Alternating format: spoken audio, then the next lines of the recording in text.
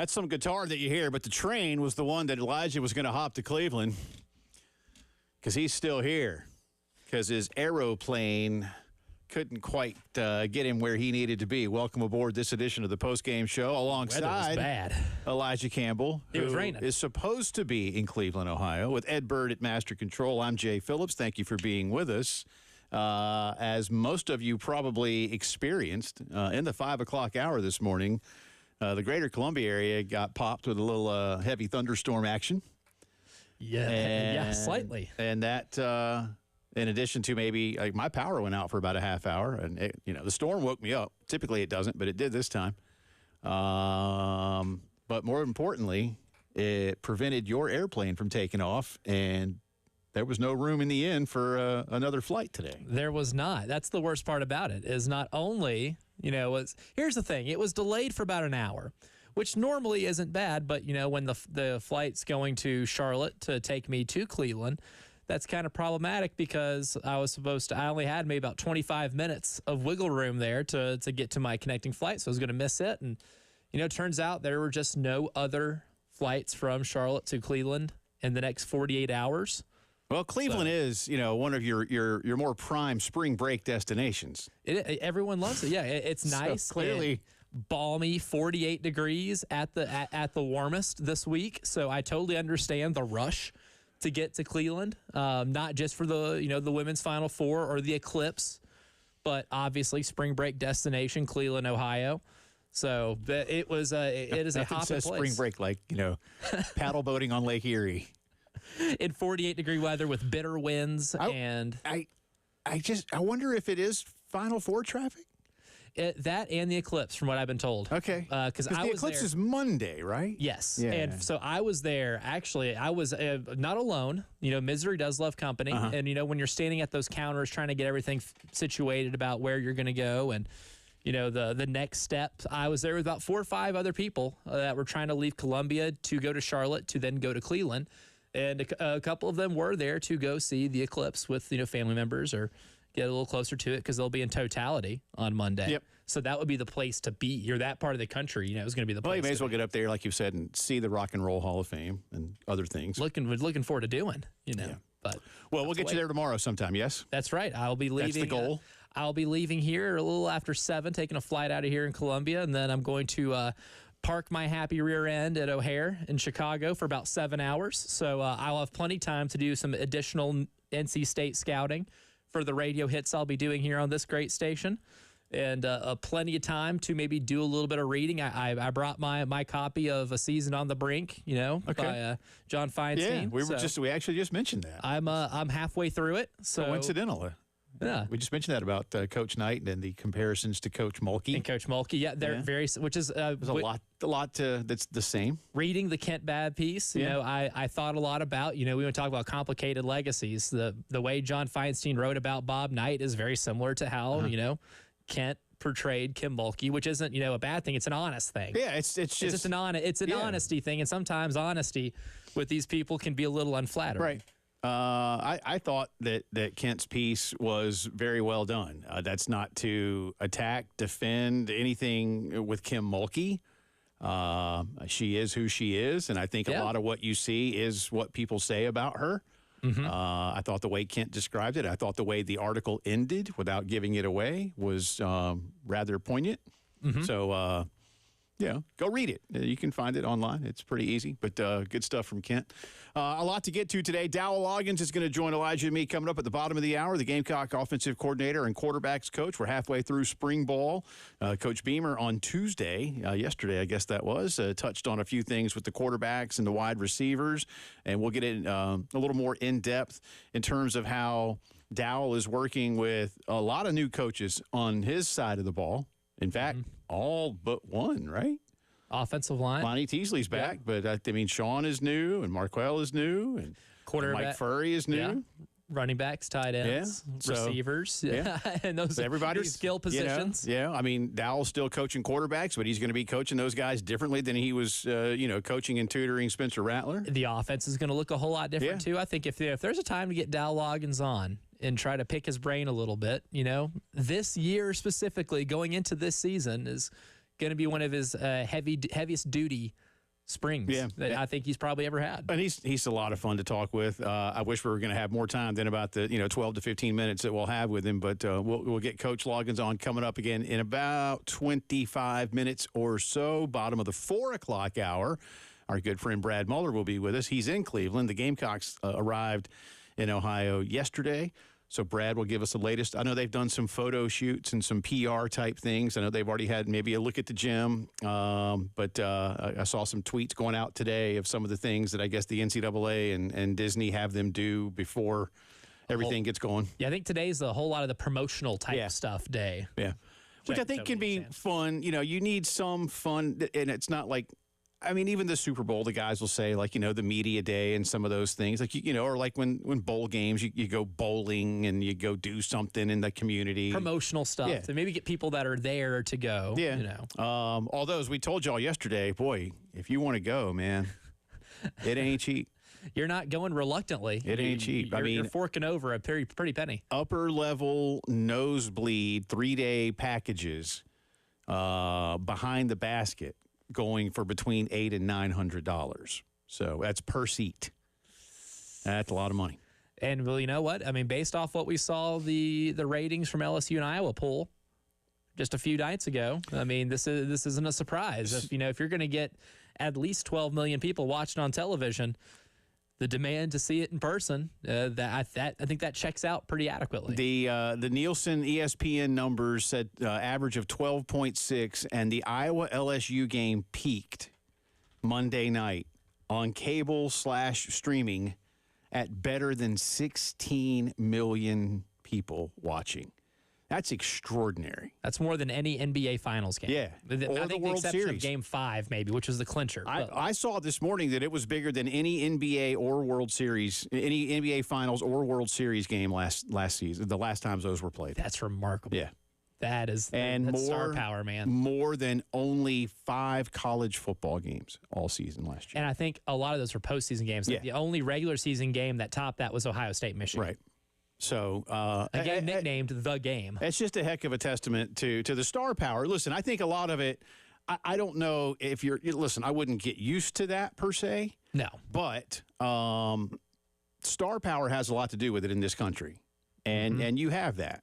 And that was certainly part of it. But it is a big deal. And there was, again, a national guy yesterday, like, we need to stop saying it's getting popular. And I was like, dude, it is. But it's okay. Factually, it is getting more popular than it has been. Gamecocks and NC State will get the Final Four going on Friday night. We'll have that for you starting at 6:30. Tip-off is going to be a little after 7. I'm going 7:17. Oh, okay. I don't know if they really said that or not. Well, it's definitely going to be, I would say, at least 10 minutes because, they're going to do a little bit of introduction before it's, these are made for TV products. There's a reason that, if you look at the men's Final Four schedule, it's scheduled to tip off at 6:09 because they're baking in some TV production leading up to tip off. And I think for the LSU Iowa game, they didn't tip off till about 15 minutes. I was going to say it was close to 7:20. That's why I'm saying 7:17. I'm just that's kind of yucking around. I will text you because I won't have the delay. Right. That the millisecond that ball is tipped and someone touches it, I'm going to mark. Thank you. Mark the time, and then we'll know the exact number. That's the one thing. If I can veer off but stay in the conversation, I do stream now.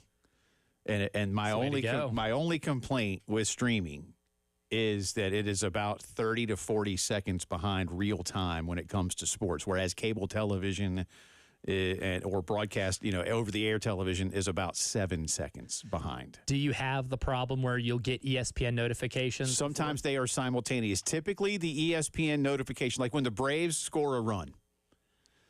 Typically, I can still see the Braves score a run right before I get the notification. There are times when the stream is really delayed, and I'll get the notification first. And I will tell you that one time that was happening was a couple of years ago in the playoffs. Ooh. And and I had to and I get it on my watch because I have an Apple Watch, and I get it on my phone.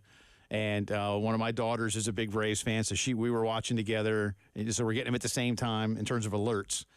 And I was like, and I don't, so I had to just put everything away. Yeah, baseball and soccer are the worst because I get goal notifications for Tottenham games and I get run notifications for Reds games.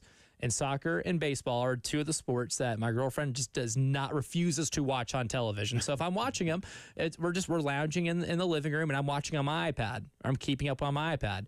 And almost every single time, guaranteed, if I feel my phone buzz, and I get them on my iPad too, and I hear a ding. I'm not looking at it. I'm scrolling it up, but then I know something's about to happen. And I remember I got a game losing goal for Tottenham spoiled for me about 30 seconds before it happened, and I just had to watch in horror for the next 30 seconds to believe that it was. I've been there a couple times, so I do hope that the powers that be, and they say they are. I don't know who they are and what they are doing, but they say they are working on shortening the amount of time on the stream. One could dream. Because I figure how much speed of light is there? I mean, really, right? I mean, this should all be a speed of light kind of thing. Well, hey, 2024, we have the technology to do a lot of really cool stuff, and I think what would fall into the category of really cool stuff is just straight stream, no delay. Yeah, no delay.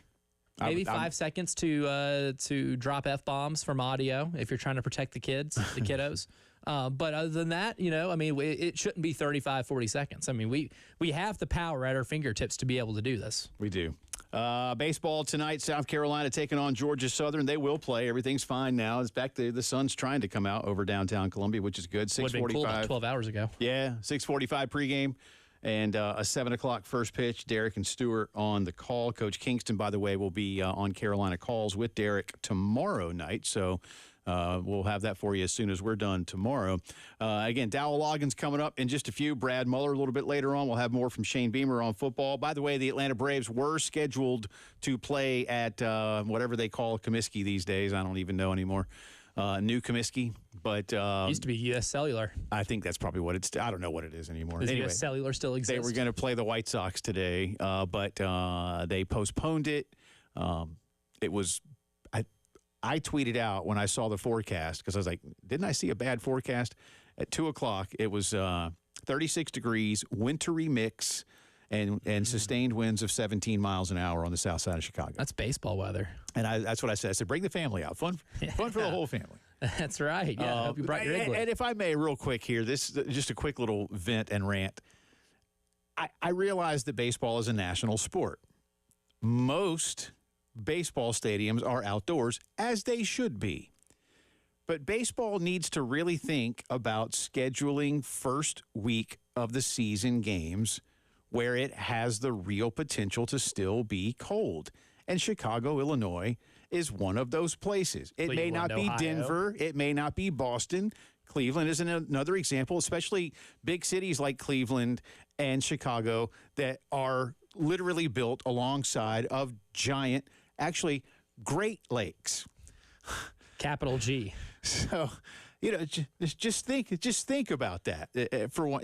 I mean, is it an unfair advantage for the Southern teams?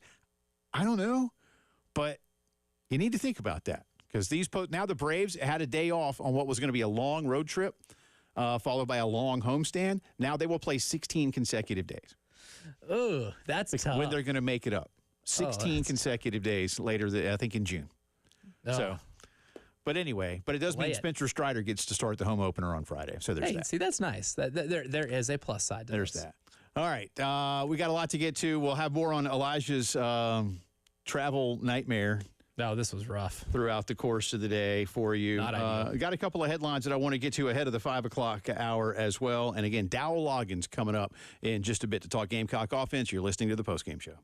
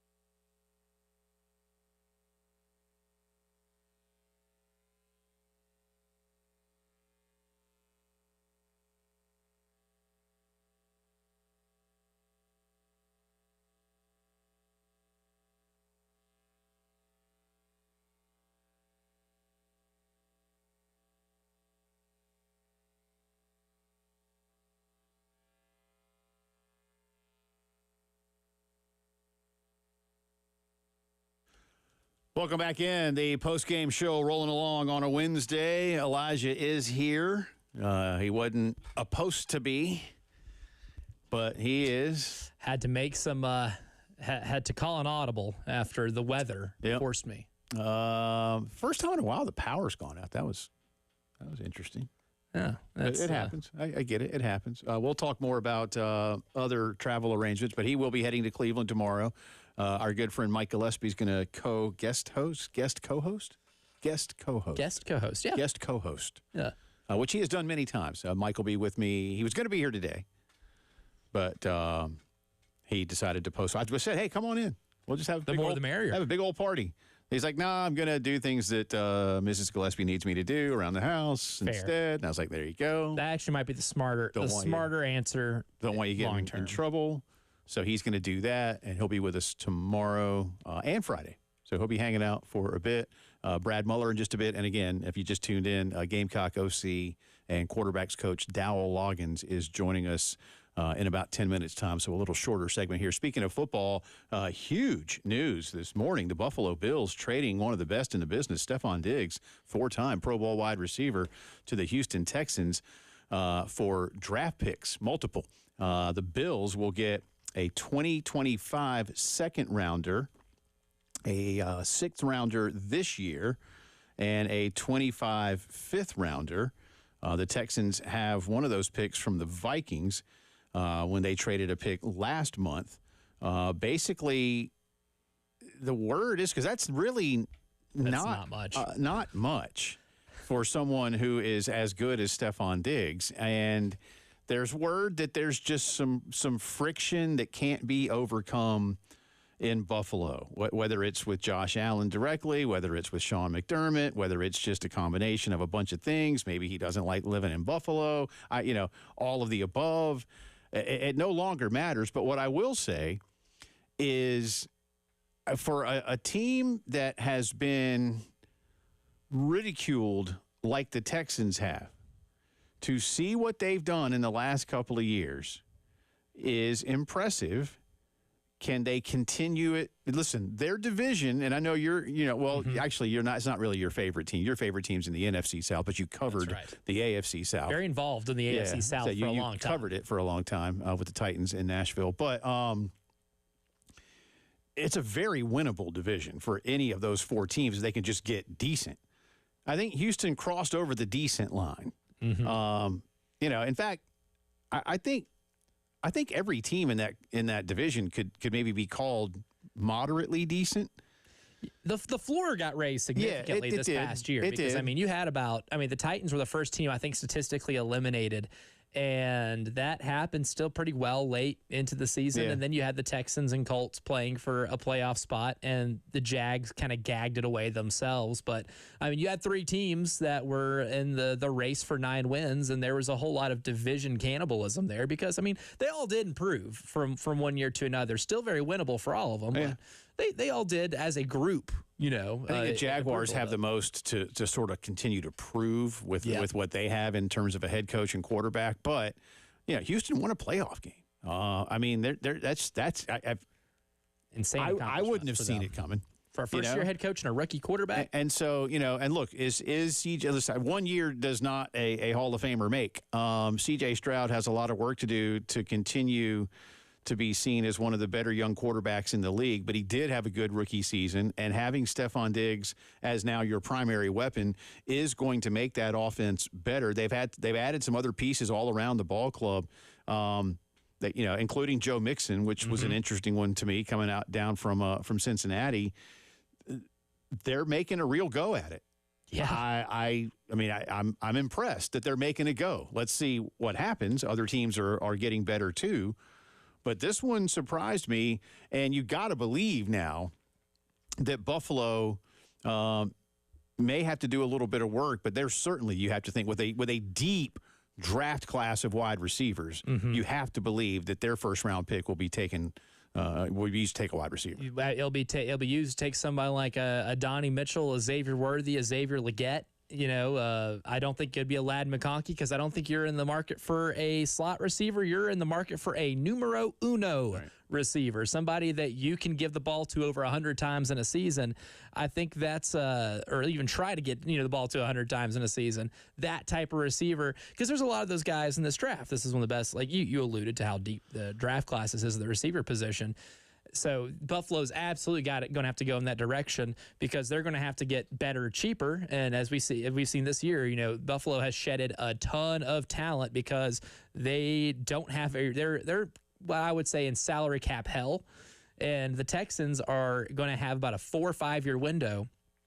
As long as CJ Stroud's on his rookie deal, they're going to have a championship-esque window, which sounds crazy for a team that was picking second and third this time last year in the NFL draft. But this is where the NFL is now, with the way the salary cap is, with the way these quarterback contracts have been inflated since then, especially with the percentage of the cap that they're taking up for most teams now.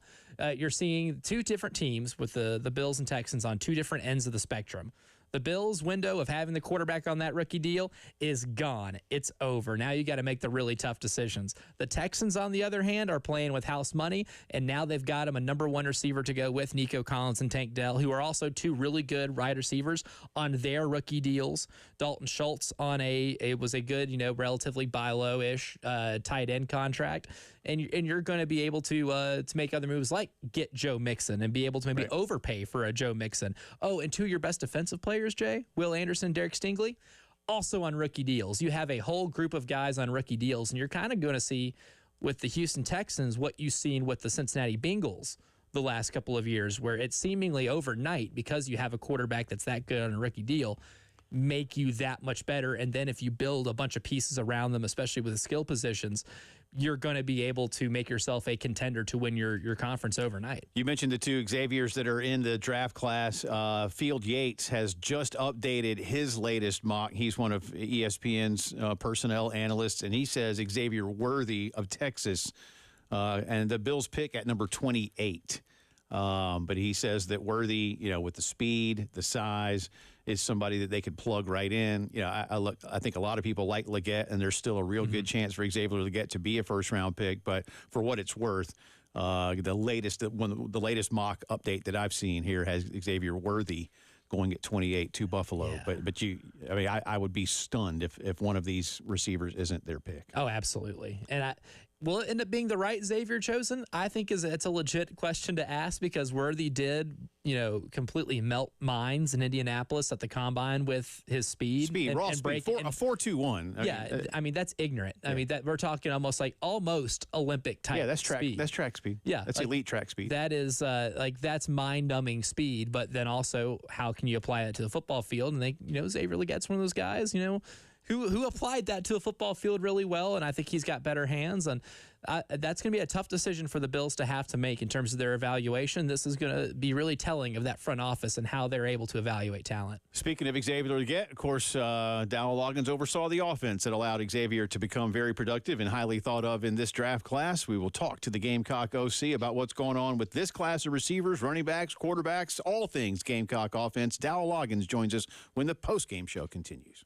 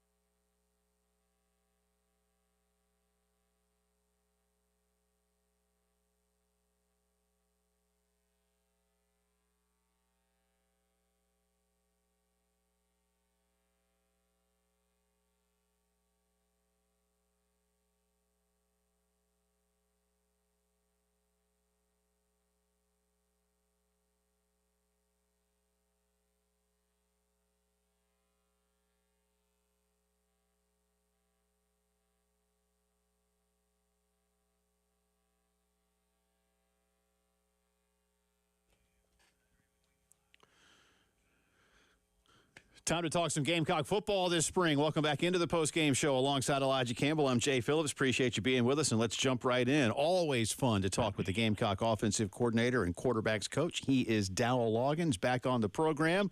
How are you, sir? Halfway through spring. You used to it now, year two? Yeah, well, I don't know if you ever get used to it, but we're excited about the guys that we have, and it's been a fun spring so far. We got a long way to go, but it's been a good 6 days. You know, whether it was by design or not, and let's face it, some of it was not, you are basically overseeing a lot of new faces on your staff. Forget about the player turnover, Dowell. You've got a lot of guys that you know, with Sean and Marquell coming in and Mike Furry now. What's that dynamic like? All these guys know what they're doing. And in Sean and Mike, you've got guys that just left as head coaches, so they certainly know what's up. But what's that been like for you? Well, it's the hard part is the timing of how things have happened, especially with Sean and Mike. We're in the process of building a chemistry as a coaching staff, and I've really enjoyed them. And that's the great part is you got these guys you can just tell they're football guys, and you trust them because they've got good football knowledge. Obviously, when guys have been head coaches, they see the big picture, they see things, but I'm really excited about the room. We're still learning a lot about each other because we are behind just for the how things sorted out the way they did. I really am glad that they did sort out the way they did because I'm really excited about these guys. They're going to help us. They're going to help our players. They're going to help us schematically from a recruiting standpoint, from an evaluation standpoint, how they coach their guys. They're all guys that have coached. They have an edge to them that I think we needed. Offensively, we just needed guys in here that have a harder edge and are going to be very demanding and coach these guys really hard. And I think the players see that they see the commitment that these guys have, the passion for football, and not to mention the knowledge that they have of the game as well. Dowell, and then, of course, the quarterback position. I want to get into that real quick. This time this year looking a lot different than this time last year, especially when it comes to the skill sets of Lenoris and Robbie as compared to Spencer Rattler. But what's it kind of been like here these last few weeks in practice, kind of building an offense around quarterbacks with different skill sets than what you had to start off with last year? Yeah, there's a major difference just in the room, just from when we started. Last year, the roles were almost defined by experience, play time. You're got one of the best college football players in the country, which I love right now because the rest of the NFL and the rest of the world is seeing like how his stock is rising and how good Spencer really was, and the credit he deserves for the 2 years and all the good stuff he did here for this program. But we knew Spencer was the guy, and we're trying to figure out who's the 2 and who's the 3 and where does it fit in. And it's easier to accept roles. And now you come in here and you've got Lenoris, who was here. You brought in Robbie Ashford. You've got Davis Bevel. You've got Luke Doty. You bring in the young kid, Dante Reno. And now it's competition. So last year when people walked in the room, wherever 7th set, the guys all followed his lead. They watched how he moved. They watched his cadence. I could sit back and say, hey, our guys, look, Spencer Rattler's our starter. So now our job is we got to sound the same. Our snap count has to sound like Spencer's. So you got to listen to Spencer. All right, so now we're going to mimic this so it's easy on the offensive line. So all cadences sound the same. Well, now you come in and you got 5 guys competing for jobs, and it's different for the offensive line because we are rotating. Every one of these guys except for Dante Reno has taken reps with the ones. And we've given Dante one series with the ones of 7-on-7, but no team stuff. And so it's different for everyone. It's different from the room. You go from a room that was extremely comfortable in their role last year to now we're competing with no depth chart. So there's just a tension, a healthy tension in the room of that competition creates. It brings out the best in everyone. Sometimes it brings out the worst in people. But I can see the room after 6 practices kind of settling down versus everyone's eyeballing everyone. Everyone's, comparing themselves to the other one. They're watching every throw that every guy makes because in competition, that's what happens versus like awing at Spencer Rattler. Now it's like you're sizing the next guy up, and they're starting to get comfortable with each other, comfortable with one another in the room. And you get to the point where you start pulling for each other, still even in a competition which is it's just healthy and it makes everyone better. So, it's been fun that way. It's been fun to watch that dynamic, how it's starting to evolve, and even the room. It takes some time. Like the quarterback room is a special room, and we don't let a lot of people come into our quarterback room because it is sacred. It's every decision we make is criticized. It's evaluated. It's assessed. Like all those things. And so now it's just getting to the point where they're all starting to open up, communicate with each other. Hey, what'd you see on that play? And it's cool how the quarterback rooms work that way. Talking to Dow Loggins, Gamecock offensive coordinator and quarterback coach. And let's stay with I want to piggyback off of what you just gave us there, Dow. Coach Beamer yesterday was asked about what he wanted to see from the quarterbacks in y'all's scrimmage coming up this weekend. He asked if they were going to be live. You don't have to necessarily answer that second part, but you are there. You just mentioned it, the room. You are their quarterback coach, and you run this offense. So take us more in depth in Dow Loggins' mind about what he is most maybe anxious about and excited about when it comes to Saturday scrimmage. Yeah, well, the guys know this. My very first job ever was with the Dallas Cowboys, and Bill Parcells was our head coach, and I heard him tell the quarterbacks, hey, we're going to play whoever gets the team in the end zone the most. Like, it may look different. It may be ugly. You may throw a touchdown pass that's end over end wobbling. The bottom line is you are judged on getting the team into the end zone. Can you make the people around you better? Can you make this operation function at a higher level? Can you make these plays come to life? So they're judged on all of those things. And that's like when you start playing 7-on-7 is very unrealistic to football. It is like, and it's become AAU basketball and all. That's the big thing this summer.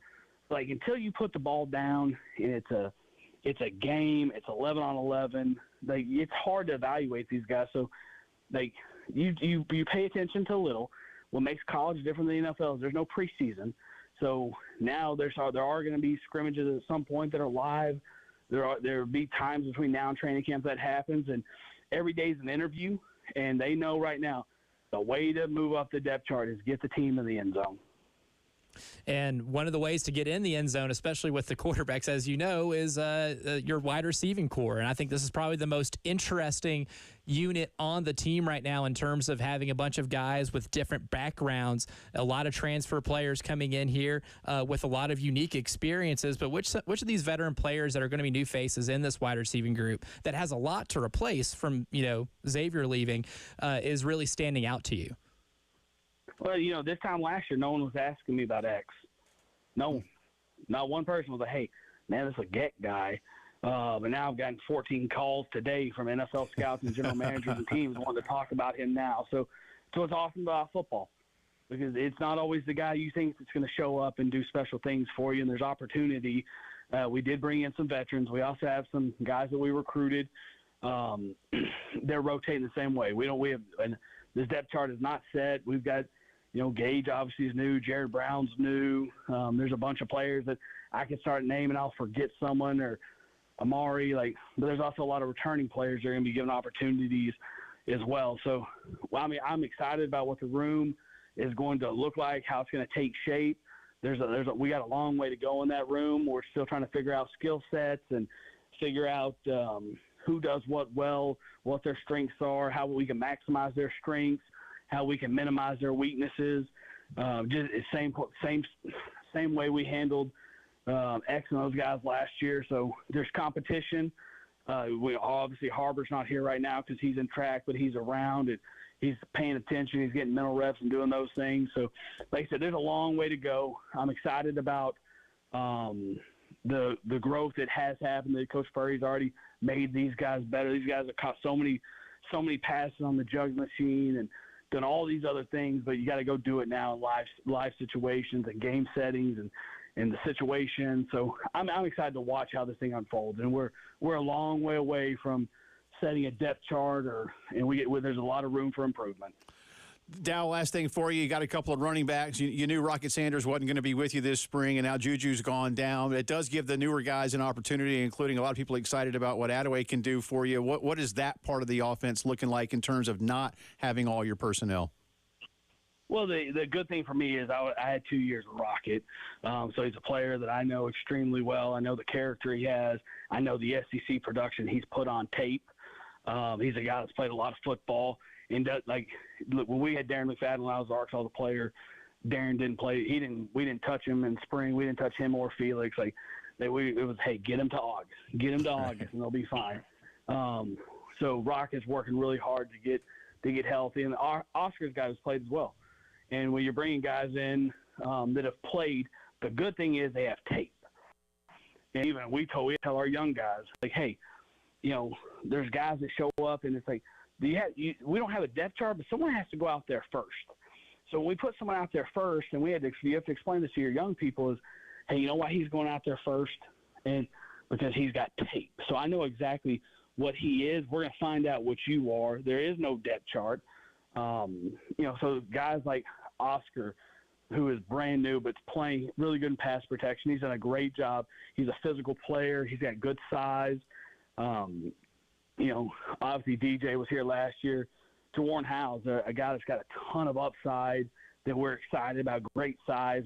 When you walk him and you see him for the first time, you're like, that's what it should look like. You're talking about a guy that's 6'1", 210, 212 in that range. And Matthew Fuller's not here yet, who we're also has got great speed. We're excited about getting him here in June. So we've got a depth chart of running backs with Rocket not practicing right now, not being available. What an awesome opportunity for Oscar Attaway, Jawarn Howe, DJ Braswell, and some of these other guys to get more reps than Bradley Dunn and figure out, hey, give them an opportunity to compete and show us what they can do as well.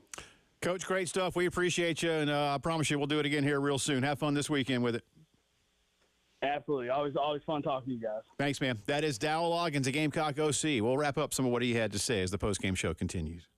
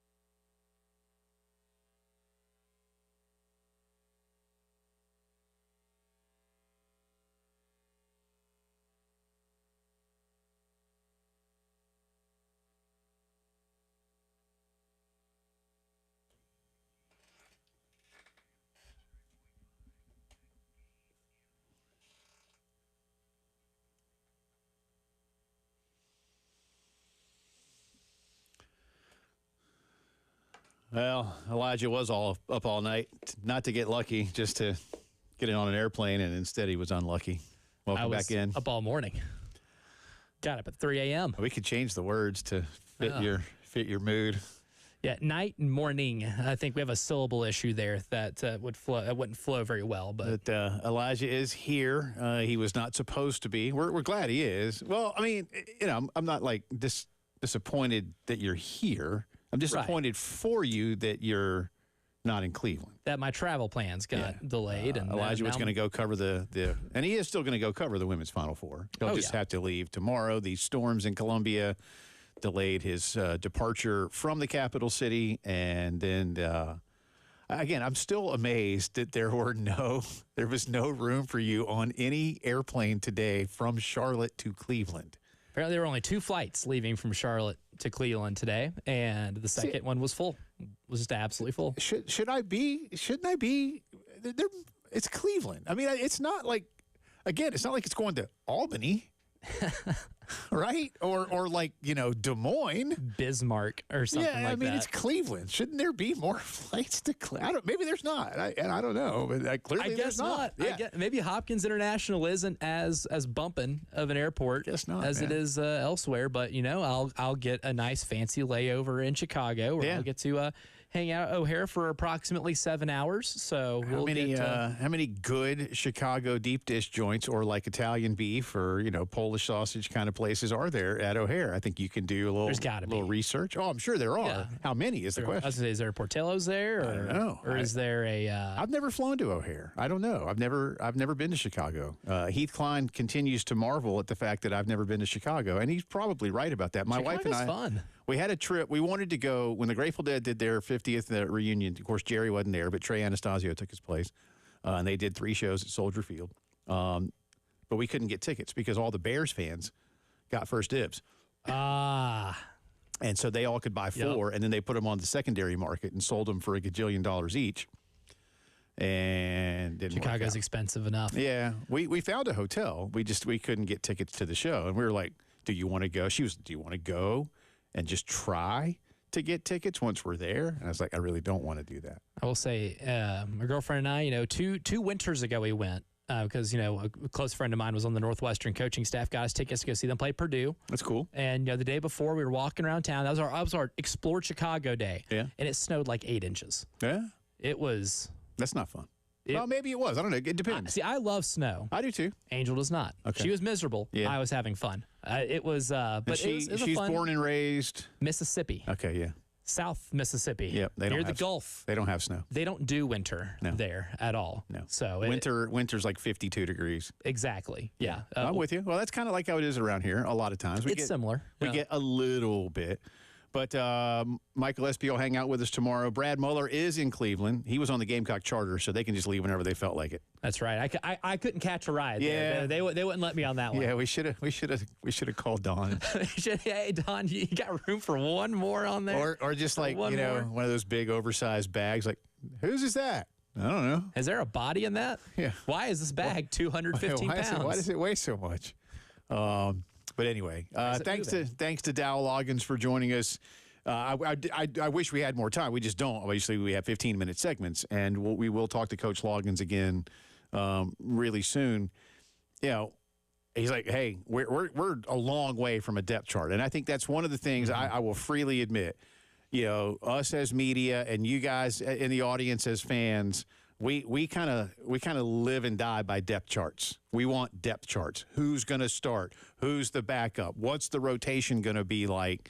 And we weren't trying to dig for that. He was basically going ahead and volunteering, almost like heading us off at the pass, right? Like, listen, I don't know yet. And I do wonder how comfortable he and Shane will be post-spring game with putting out any kind of depth chart and even tell us, hey, even though this may be printed somewhere or on your computer screen and looks nice and solid, pretend that it's in really fine pencil.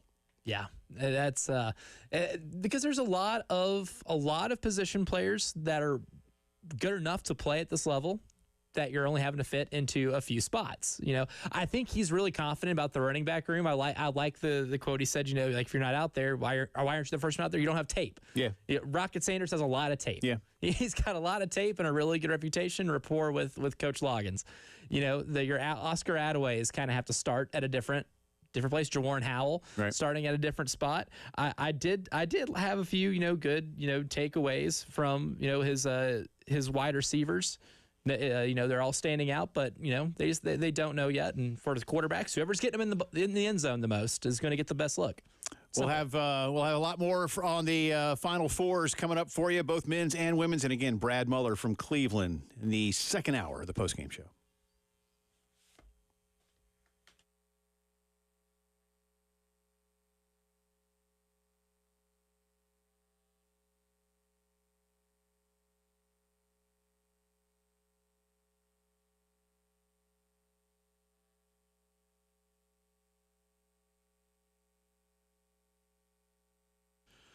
Hey, if it's time for you and your family to expand what's going on around your house, take advantage of your home's equity. Call Palmetto Citizens Federal Credit Union as a local not-for-profit financial institution. They can help you out by giving you fewer fees, lower rates, lower closing costs. That's a really big deal this time of, around this time of, any time of year, to be perfectly honest with you. When you unlock your home's equity, you can easily access your line of credit over a 10-year draw. So you don't have to borrow one big lump and pay interest on that and not really need it. You're just using money that you borrowed to pay back. You don't need to do that. Borrow it as you need it over that amount of time. Get the kids a playroom, add on to the back of the house, update the kitchen, whatever you need. Plus credit cards, student loans, mortgage, you name it. When you need that kind of service, they've got it for you at Palmetto Citizens. Been doing it for more than 85 years. My wife and I are customers. We love them. Check them out online at palmettocitizens.org.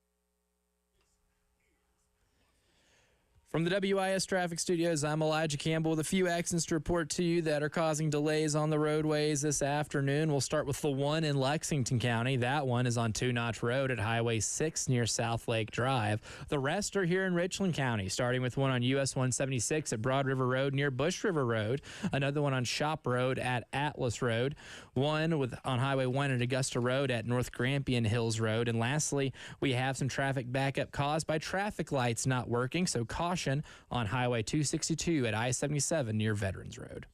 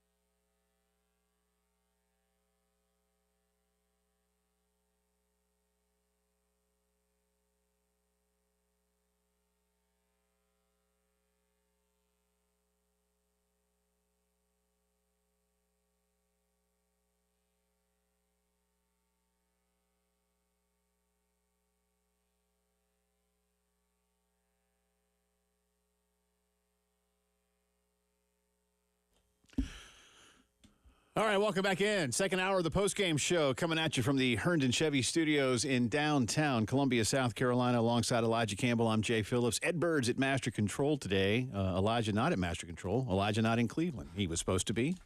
Mike Gillespie was going to come hang out with us for a couple of days, but the weather this morning interrupting Elijah's travel plans. He'll be on an airplane tomorrow with a big layover in beautiful Chicago, Illinois, but at O'Hare. And, again, he'll be looking for Polish sausages, deep dish pizzas, definitely some Italian deep beef dishes. sandwiches, all the other things that Chicago is known for. Not the White Sox. I will not be watching White Sox baseball. Speaking of Braves and White Sox, they were postponed today in Chicago today, 36 degrees at 2 o'clock with a wintry mix falling and 17-mile-an-hour sustained winds. Nothing says baseball weather quite like a nice wintry mix. I said, I do that on Twitter. I said, bring the family. It's fun at the ballpark today.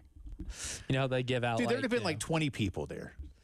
Maybe. I mean, seriously, Maybe. Nobody's going. I mean, you got to be young, likely single, and, college student trying to skip class, maybe. And drunk.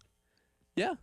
Well, the friends that I've had that have lived in Chicago, you know, the weekday games early in the season, when the weather does look like that, there is definitely binge drinking involved. Yeah. There is definitely the skipping of class because you're, a college What's the student. big, like I'm sure I know there's two amazing schools in Chicago. University of Chicago and Northwestern are, some of the really world's finest colleges. But I'm sure there are also, and I don't mean like bad schools, but just like isn't there like a UI Chicago that's There's probably just a UI big, Chicago. giant commuter school? In the Missouri Valley Conference, definitely. I mean, that's what you're looking at, right? And again, I'm not dogging those people at all. I'm not trying to take a shot. I know where I went to school, so I mean, I love my school. I realize it is not as prestigious as some. Right. When it comes to its academic reputation. It's got a solid academic Hey, reputation. they can't all be Harvard, man. There's a place for schools that don't have that incredibly high academic, standards. Looking at Middle Tennessee State, where the application reads, "Do you have a pulse?" No. All right, come on in. But Are you anyway, willing to go into debt? No Braves game today. They are going to make it We up. all skip class there. They're going to make it up in June on what was supposed to be an off day between like a 9-day road trip and then a 7-game homestand. So now, again, the Braves are going to play sometime in June, like 16 consecutive days, which is difficult, especially when you're traveling a lot. But, hey, it happens. So Spencer Strider was supposed to start today. He will now open the Braves series this weekend. So no Braves baseball today. And if you're wondering, yes, Arsenal is beating Luton right now 2-0, and I need this win as an Arsenal fan. We have a couple of breaking news bits to get to right now. First off, to the surprise of virtually no one, Angel Reese has declared for the WNBA draft. She says, quote, "I've done everything I wanted to in college. I've won a national championship. I've gotten player of the year. I've been an All-American. My ultimate goal is to be a pro and to be one of the greatest basketball players to play ever. I feel like I am ready." So there you go. She's ready. She's definitely ready. It's not a matter of fact, or not a matter of asking if she's ready. It's do you want to stay another year in college or not? It's a want to. What did we just see? Projected number 7 pick of the WNBA draft? Yep, projected. We saw it on ESPN actually just now, and on tankathon.com, one of my favorite mock draft websites. They have her also going at 7 to the Minnesota Lynx. Ooh, it's cold up there. You want to talk about cold days in April, late springs. Definitely Minnesota. The only time I've ever been to Minnesota was in February. Let me tell you what, brother. I've never been to Minnesota, and I love winter, but I don't know if I love it that much. I didn't know. I was a little kid. We have some cousins in Mankato, Minnesota, and I did not know that the entire world could be covered in snow and ice. The entire place was white. I couldn't. I've seen the movie Fargo, and that's enough. I didn't know that could happen. My idea of Minnesota is Fargo, is the movie Fargo. Yeah. And that's I think it's accurate enough. It's close. That's all. There's nothing but snow in that movie. So there you go. So Angel Reese going to the WNBA. Another bit of breaking news. Fox Sports and AEG have announced within the last hour that they will be starting next season the College Basketball Crown Tournament. It will be that's what they're calling it, the College Basketball Crown. Nothing says royalty like winning a tournament that you Well, it does make you think that they're going to say, like, hey, you win this thing, and you're the kings and or queens of college basketball. I believe this is a men's number 69 tournament only. 69. It does not say here that will be. I'm looking, and so I am this is a men's tournament only. The College Basketball Crown, a 16-school event. It will take place for 1 week between March 31st and April 6th next year. The games will be played at the MGM Grand and T-Mobile Arena in Vegas. Both venues have hosted Pac-12 tournaments in the past.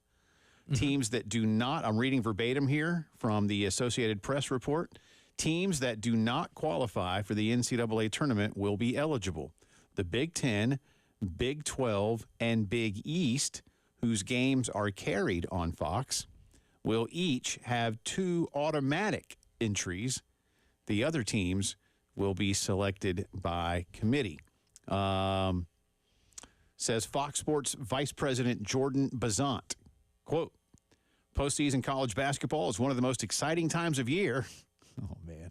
And Fox Sports is proud to be at the forefront of efforts to evolve and elevate the sport.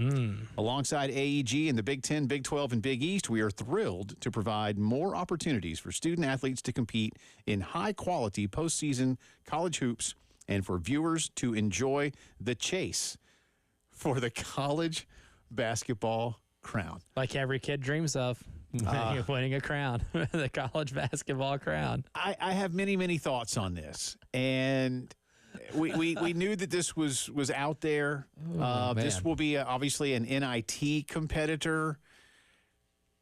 Look, I've said before, I know a lot of people around the country don't want expansion of the NCAA tournament. I know you, Elijah Campbell, are one of those people. I have not ever advocated for it, nor this is one of those rare times for somebody in my line of work where opinion is part of what I do, where I don't really have a strong opinion in either direction. But if I were advising the NCAA, I will say again, you need, since you bought and own the NIT, you need to fold that field into your tournament so that you can secure the best teams. Now, okay, look, I don't know how much Disney and ESPN really give a crap about the NIT. I don't. They show it, and they pay the NCAA something for it. I know Seton Hall won last night. Who else won last night? Indiana State. Okay. Team that probably should have been over Virginia. Seton Hall versus two teams that probably should have been in over Virginia. The Pirates and the Sycamores. I know that Seton Hall beat Georgia. Go Trees. And Indiana State beat Utah. Okay. High scoring game. Thank you. See, there's my interest in the NIT. And the only reason I knew that Georgia was playing is because I have a daughter that goes to Georgia. Do you know where it was played at? Hint, it is not Madison Square Garden. They do not play the Final Four at MSG anymore, which is super lame. Why? No, I figured they did. Brooklyn? Last year it was in Vegas. This year it is at Hinkle Fieldhouse, where Butler plays. Yeah. Why? I don't know. Maybe they didn't re-up with MSG, but okay. Then even more of a reason now. If you're taking it on the road, is completely drooled on itself as a tournament. Yeah. So again, why allow a competitor in? And here's the thing. Here's the irony of all of this. It's that the reason that the NCAA took away the auto bid for regular season champions in the NIT was because they were afraid of Fox doing this exact same thing, because they wanted to get more of those really bad, mediocre Big 12, Big 10, Big East schools into the NIT, thinking it would save the NIT. And clearly it has backfired, and it still hasn't worked. They kept teams out of the NIT that would have wanted to be there. Here's the thing, too. No one's going to want to play in this thing, too. The same way that we had schools turning down the NIT, what actual incentive are you going to have to want to win this thing? Is a fancy crown going to make your players want to play in this? I would Kansas have to State and Jerome Tang, like, nope, no to the NIT, but you know what? We really want to win the college basketball the college crown. basketball crown. And again, the statement is kind of silly. This is going to be the most Enjoy expensive chase pile for of poo. the college basketball crown. I suppose that to answer your question somewhat seriously, I suppose that money will be a motivating factor here. This will be like bowl game payouts or something. You know, this group will simply pay more to the participating teams than whatever you may be getting from the NIT. I mean, we were joking the other day about the CBI, you know, and again, our Journey cover band drummer. That's right. From Seattle. You know, he's a champion. They get to hang a banner. What was his name? You remember? I can't remember. Something Williamson, Mr. Williamson, number 33, Seattle. I was like, this dude plays basketball by day and is in a Journey cover band by night. Mullet of the year in all college hoops. Anyway, but again, a drummer. He looked like a drummer, not just anybody in Journey. He didn't like Steve Perry or Neil Sean. Yeah. He looked like like Journey's old drummer.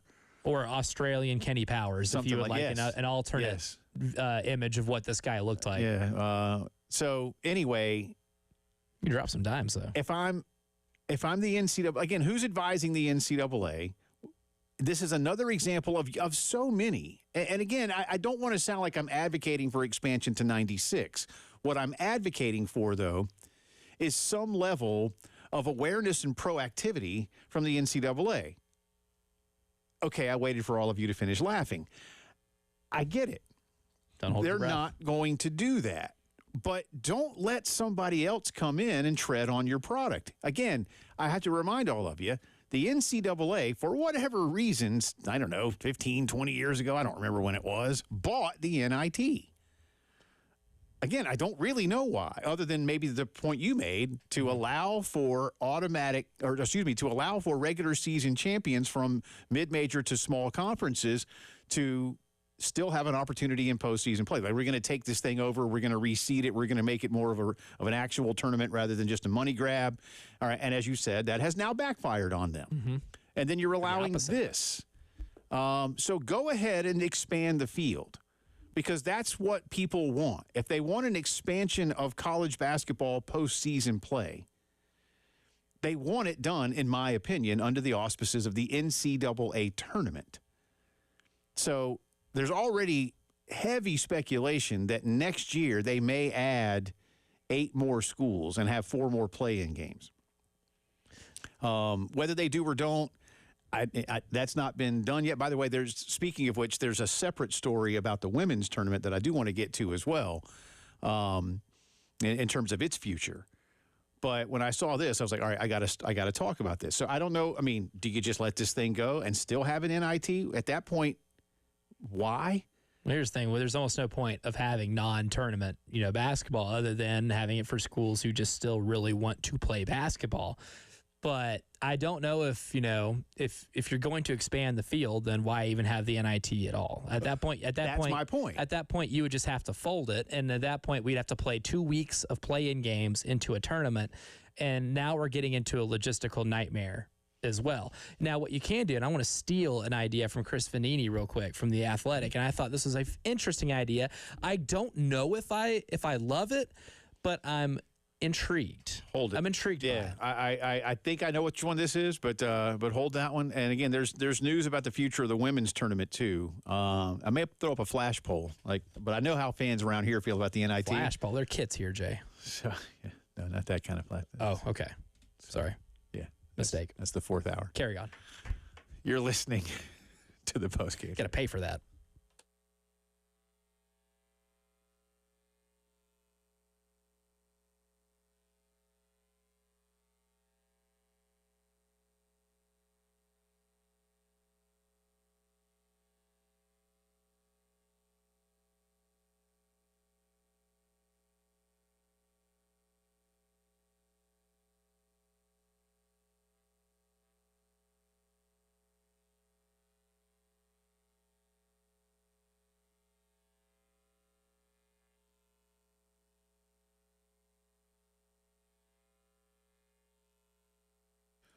Love telling you about Palmetto Citizens. And let me say again, whatever kind of financial needs that you might have when it comes to what you do with the big banks, don't forget that Palmetto Citizens Federal Credit Union does all of those things for you: checking, savings, credit cards, mortgages, equity lines, car loans, student loans. If you just want to borrow money and take the family on that, massive dream vacation that you guys have always wanted, anything you need. And at Palmetto Citizens, there's no shareholders to pay stock and dividends to or dividends to. So you don't have to worry about that, right? That means for you, their customer, lower rates, fewer fees. They've been doing it for 85 years as well, so they know what's up. And there's plenty of them around the Midlands, 14 locations. My wife and I are customers. We use the Millwood branch. There's one right around the corner from us here downtown. There's one right near you. I promise you. If you live in the Midlands, then you've got a Palmetto Citizens near you. Check them out for any and all of your banking and financial needs at palmettocitizens.org.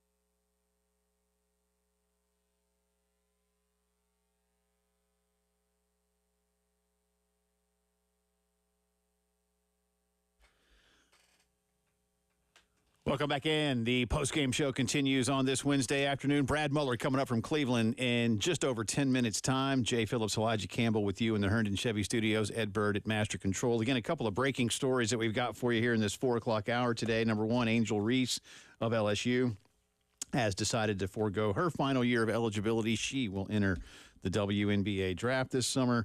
And actually, it's not this summer, is it? It's in a couple of weeks. right? That's very soon after the season. Yeah. That's actually in a couple of weeks. Because they start their season before the summer. Yeah, so it's coming real soon.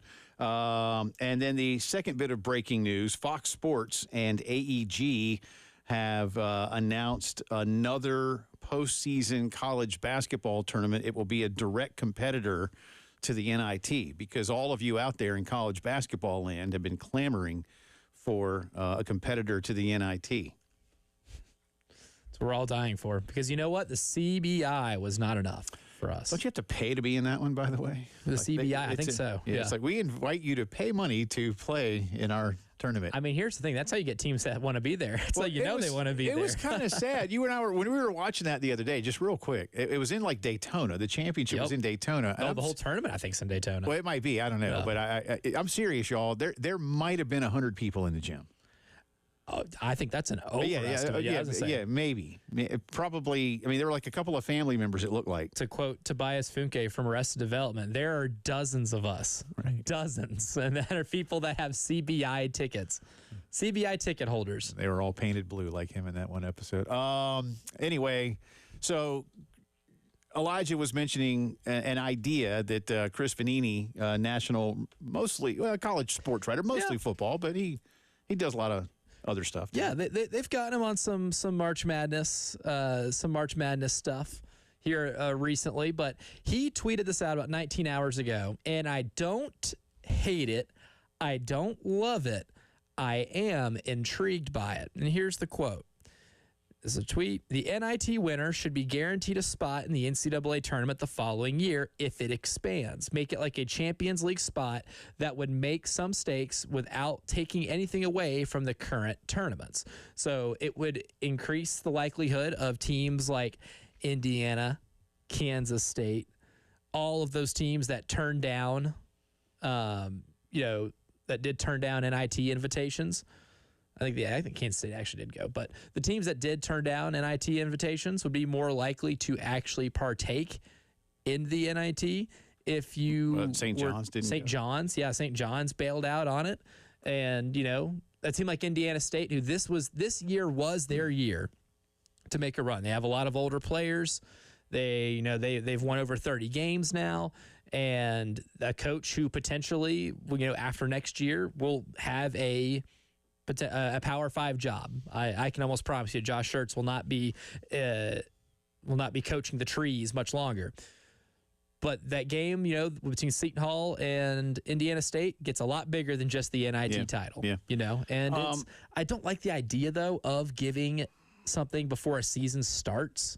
Like a spot, because the NCAA tournament's supposed to be the 68 teams that earned it for that season. That year, sure. Because like I said, Indiana State's going to lose a lot of guys. What if they go 14-18? We have to let them in this tournament. Yeah. But, it will, if we want to fix additional postseason basketball, if we really are just that thirsty and dying for it, then maybe that's the road you have to take. And that's my really only holdup, because, look, you can go back into the history of the NIT and looked at the winners and what they did afterward. And there's going to be a lot of teams that had some stinkers. Yeah. And then some use it as a springboard, some don't. Again, when Carolina played Memphis, Carolina, that was 22 years ago. Memphis, a couple years later, was in the Final Four. And South Carolina was on their way to winning a couple of years after that, back-to-back NITs. Take it as you will. I'm like you. It intrigues me. Here's why. I am a big European soccer fan, and in Europe there are two competitions. The champion. All of you've heard of the Champions League. Whether you like soccer or not, you've heard of the Champions League, and it is without question the best tournament for professional soccer. Now, the World Cup is the World Cup, and it stands on its own as an international tournament. But the Champions League is a very big deal, and you get a lot of money for being in the Champions League. And the farther you progress, like the NCAAs, the more money you make. And you get into, say, the quarterfinals and semifinals, and your club is going to take home a lot of cash that year. There's also the Europa League, which pays significantly less.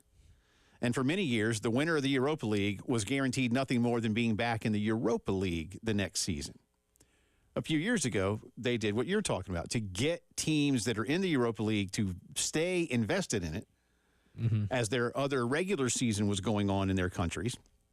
Hey, Europa League winner, you are guaranteed a spot in the round of 32 of the Champions League. And it has drastically altered the interest in the Europa League. Now, again, those are things where you basically qualify for the next year's tournament in a season. So, like you say, the NCAA tournament, all those are done in the here and now. So you're right. Like, boy, okay, yeah, let's just say Seton Hall beats Indiana State. All right, Seton Hall's in the NCAAs next year. They know going in, they're in. You're right. They could be 0-32. Yeah. And they're getting a bid. And nobody would like that. So that's why I don't think it can work quite the same, because to make one other point on those two soccer tournaments in Europe, they run concurrently. So they start a couple of weeks after everybody's regular season starts. Mm-hmm. And then you play the knockout rounds and on you go throughout the course of the year. So it's not quite the same. It is intriguing. Now, listen, man, that's why I say I'm like you in a different way. I'm not advocating for expansion of the NCAA tournament. But if you want those schools to be invested, if you want those names as part of your event, and you are trying to reward parity across the board, but especially at the upper level, you don't have a choice but to expand the NCAA tournament. And now, if I'm CBS and Disney, the two entities that televise NCAA-sponsored events, even if the NIT doesn't have any NCAA branding around it, I'm hacked off at the NCAA because you've allowed somebody else to encroach on our territory that we've been paying you for decades. I'd be pissed off. See, Matt, that's my thing. I'd be mad if there was a legitimate competitor, but do we really expect a Fox-only postseason to garner even like a quarter of the attention? I suppose it depends on which Big 10, Big 12, and Big East teams are in. That's great basketball. And if you're getting teams, that's great. Let's say you're getting teams 18 and 14. Yeah, but what are you getting, right? Like you're seriously going to be getting team 9 and 10 out of the Big 10 most years. Yep. Right. Probably pretty much the same from the Big 12. Like in the Big 12, your two bids would have been Oklahoma and Kansas State. Okay, decent. Big 10, who finished 9th and 10th in the Big 10? I don't know. Well, it would have been the teams who finished 4th and 5th because only 3 teams got in. Yeah. Or not, Big East. Yeah, Big East. Yeah. Now, see, Yeah. Big East got kind of hosed this year, in my opinion. So, maybe this year Seton Hall, St. John's, Villanova would be kind of fun. But for the Big 10, but they don't want to be there. But they don't want to be there. Yeah, Iowa, Indiana, but Iowa and Indiana really want to be there. And again, that's my point. None of them still. They only want to be in one event. Yeah, so that's why I think I probably wouldn't be as mad if this happened, because how many eyeballs are actually being taken away off your event? I don't know if there's a true competitor. I personally believe that what this will do is spur the NCAA on to expand the tournament now. I do not, maybe not to 96 right away, but I think this notion from 68 or from 68 to 76 next year and another round of play-in games, or just an additional night or two of play-in games, I think that's going to happen. I do. All right, we'll come back on the other side of the break. We'll get some details on what's going on around Carolina women's basketball with our good friend Brad Muller. We'll talk about what happened up in Albany. We'll see what's going on around the team in Cleveland. He'll join us next as the postgame show continues.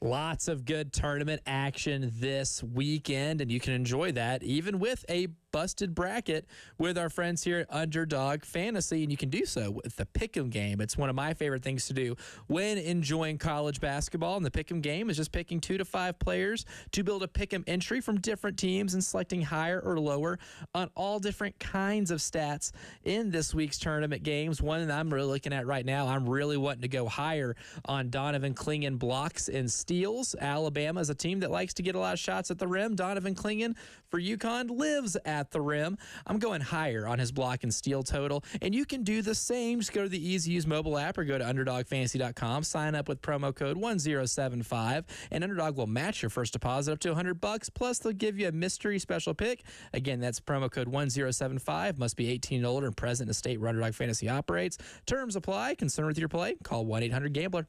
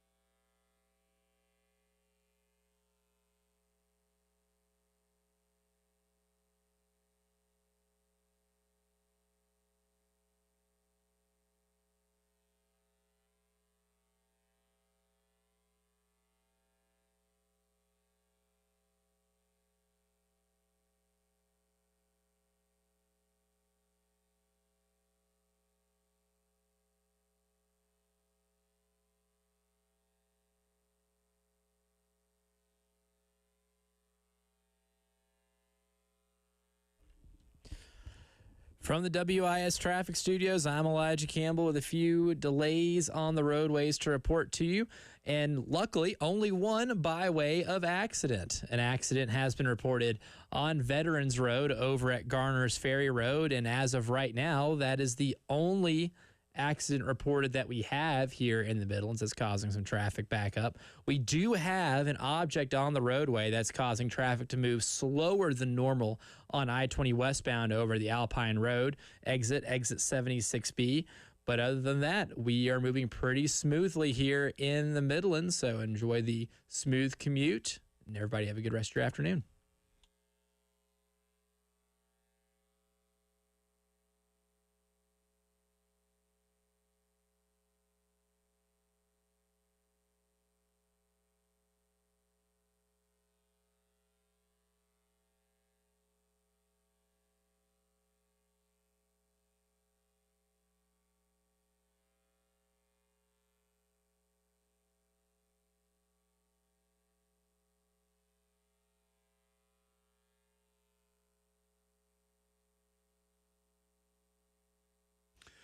Time to talk some Carolina women's hoops as we are just a couple of days away now from the Final Four, South Carolina's fourth straight trip to the event. Our good friend Brad Muller has been there for all of them and more. He joins us now from Cleveland. I think it's kind of a PR day today, so my question is, how many photobomb opportunities does the play-by-play guy get to kind of get in on the photo shoots and other fun things the team is doing?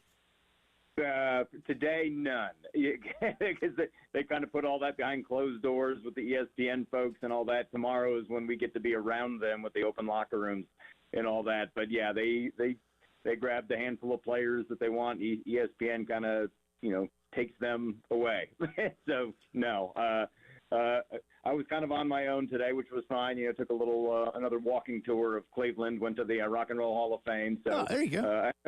And I made good use of the time. All right. Walking tour of Cleveland. That sounds intriguing, but it's better than you would think. Okay, well, that's cool. That's cool. In the eye of the beholder. Yeah, we'll let Brad tell us all about that when he gets home. Let's talk about last weekend before we look ahead to Friday night against NC State. Listen, survive in advance. That's all that matters, and that's what South Carolina has done. But there were certainly, Brad, moments of nerviness, and I had the pleasure of being able to listen to the bulk of your broadcast on Sunday as I was driving back from my in-laws on Easter. Indiana and Oregon State found ways to do what they do best on offense, which surprised me a little bit in terms of how well South Carolina can defend. Kind of give us where you see the middle ground being in terms of what those teams were able to do, and of course, the big picture that South Carolina won those games. Yeah, I think, especially the last game, I think it got a little more magnified, too, because South Carolina did not shoot the ball well. On the offensive side of things, I thought South Carolina was doing a really good job of running its offense and getting the shots that they want, whether it was getting it inside, getting good looks at the basket from mid-range, or even getting good looks, from the perimeter. They just weren't knocking them down. I think they shot 33% against Oregon State, and this is a team that comes in, on average, shooting right under 50% as a team. So they were well below their average. If you're knocking down shots, that game's over. Now, defensively, there's a little cause for concern the last couple of games because you've given up stretches. Even if the team didn't shoot for a great average from three-point range, there were stretches where they did because they were getting open looks. And I think that's the biggest concern that I've seen the last two games is that the ones that are very good shooters, and Indiana was the best shooting team in the country, so give credit to them. I mean, statistically, they were the best shooting team in the country. But when you know what they do and they were able still to get good looks at times where they were wide open from the perimeter and they would knock them down, and that's what helped them get back into it when they would hit threes in bunches. So you want to see how they're going to shore that up, how they're going to run people off the three-point line. And what makes that difficult is when you have teams that are good at driving the basketball where the defense, will have some help defense and collapse to try to prevent the layup and the short runners from those good ball handlers. But when you do that, it leaves someone else open on the perimeter. So they've run into a couple of teams that have those good penetrators and that are adept at kicking it out. And people that can knock down shots at a very high rate from the perimeter. So you've got to figure that out, whether it's not helping as much on the dribble drive, I would think, and then making sure you're close enough or someone is close enough to those perimeter shooters. I think you're going to see the same thing against North Carolina State. Their five starters are really good. They've got good size inside, and they've got excellent three-point shooters. In fact, Isaiah James of NC State, I think she was 7 for 9 from three-point range in their last game. So it's just a matter of getting a hand in the face and contesting shots. I think from the perimeter is going to be one of the points of emphasis. Yeah, it absolutely is. I mean, Isaiah James, I think, is 16 for 28 in the NCAA tournament. That from three, yeah. That is good for 57%. So she shooting pretty well from beyond the arc. And, offensively, when watching that game against Texas, Brad, I noticed NC State loved to double in the post a lot. They love to front the post and bring a lot of weak side help over. And I couldn't help but wonder exactly when Camilla's down there in the post, and they don't have, a ton of size. They do have River Baldwin, who's going to be the starting center at 6'5", who they're going to throw down there. And I have a feeling anytime Camilla puts the ball on the floor that she's going to be seeing multiple bodies. Does this feel like a good matchup for Camilla to be able to pass out of that? Or how do you think, the Gamecocks and the post are going to be able to play against a team that is so aggressive in trying to keep teams out of the paint? Well, I think, a key for Camilla is when she gets the ball inside is she needs to turn and shoot it, either draw the foul or put it up, because if you allow the defense to collapse on you, it's harder to kick it out. It might result in a turnover because you're right. River Baldwin is 6'5". They'll get some help from Mimi Collins, who's 6'3". So, if she gets it in the post, she's got to turn and shoot it and see what happens, either get a shot or maybe get a foul, because if you can get a team like NC State in foul trouble, you've got some good things can happen because they're not as deep. They're starting five, average double figures. They don't get a lot of scoring from their bench. So that could be helpful. But the other part of it too is you need to have those people moving without the basketball, and that's where somebody like Ashlyn Watkins can come in big if she's on her toes and realizes, all right, my man is leaving me to go help out with Camilla anytime we feed the low post. Then that should leave her, cutting somewhere, whether it's down the middle of the lane, the side of the lane, or across the baseline. Now, I've kind of said this to myself all season long. I think, Camilla Cardoso, her biggest sin sometimes is bringing the ball down below her ears. At 6'7", when she catches it high, she just needs to keep it high. If she brings it down below the shoulders, that's where everyone else can slap it away from her. So I think the other key for her is when she catches it down low, keep it high. And that way she can look for those little dump offs to people like Ashlyn or whomever else might be cutting down to help out when she's double teamed. Talking to Brad Miller, the voice of Carolina women's basketball. Gamecocks at NC State Friday night in the Final Four. The winner of that one gets the winner of Iowa and Connecticut, who will play in Cleveland about 30 minutes after the Gamecocks and the Wolfpack. Brad, of late, it feels like Carolina, you mentioned Indiana, one of the best, if not the best, statistically shooting team in the country this year. Carolina was certainly up there all year, but of late it feels like their three-point shooting has gotten away from them. Some timely ones late have been huge, but overall the percentages are down. What might you most attribute that to? It's kind of like we saw towards the end of the season. The Gamecocks were shooting at a high level for a good chunk of the year. Then the last 2 or 3 weeks, you could see some tired legs where the shooting percentage was going way down. The Gamecocks at one point were hitting well over 40% of their three-point shots as of probably mid-February. And then it dipped down below 40% as a team. And, I attributed that to tired legs. Remember, South Carolina, during that stretch in February, they don't get the bye because that's when they play UConn every year that takes up their bye weekend. And I really think that's a huge factor, as you get to the end of the season in a grind. As of late, it's just been inconsistent.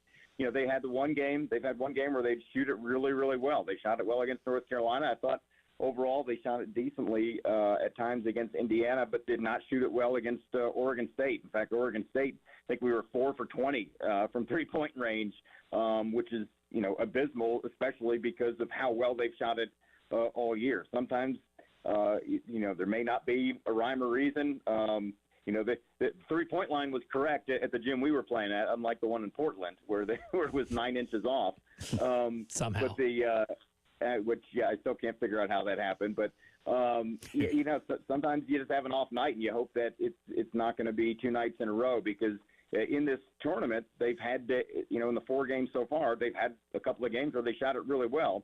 The last game especially, they did not. They shot it just 33% overall and 4 for 20 from 3. So you hope now maybe they're going to be on the upswing. You hope when you play a team like NC State, because as you know, when you hit those perimeter shots, it loosens up the defense inside, and you can't pay as much attention to Camilla and all those people inside, because you've got to respect the perimeter shooting. So I would love it to see if they could get Pow some more looks, maybe have her be a little more selfish at times, and see if she can get her create some shots for herself, because she's still shooting, well over 40%, around 46%, and you'd like to see her get some more opportunities to stretch out that defense. Well, you mentioned that North Carolina game. Elijah and I said yesterday, if you can find a way to bottle about 90% of that first half and apply it to this weekend, you will be the national champion. So let's see if they can get that done. Hey, before I let you go, real quick, I want to brag on you. 2 of my daughters who had your wife as their math teacher, and they adored her. She is Mrs. Muller. Therefore, you are Mr. Muller. And one of them said, Dad, Mr. Muller is so good at what he does with play-by-play and working by himself.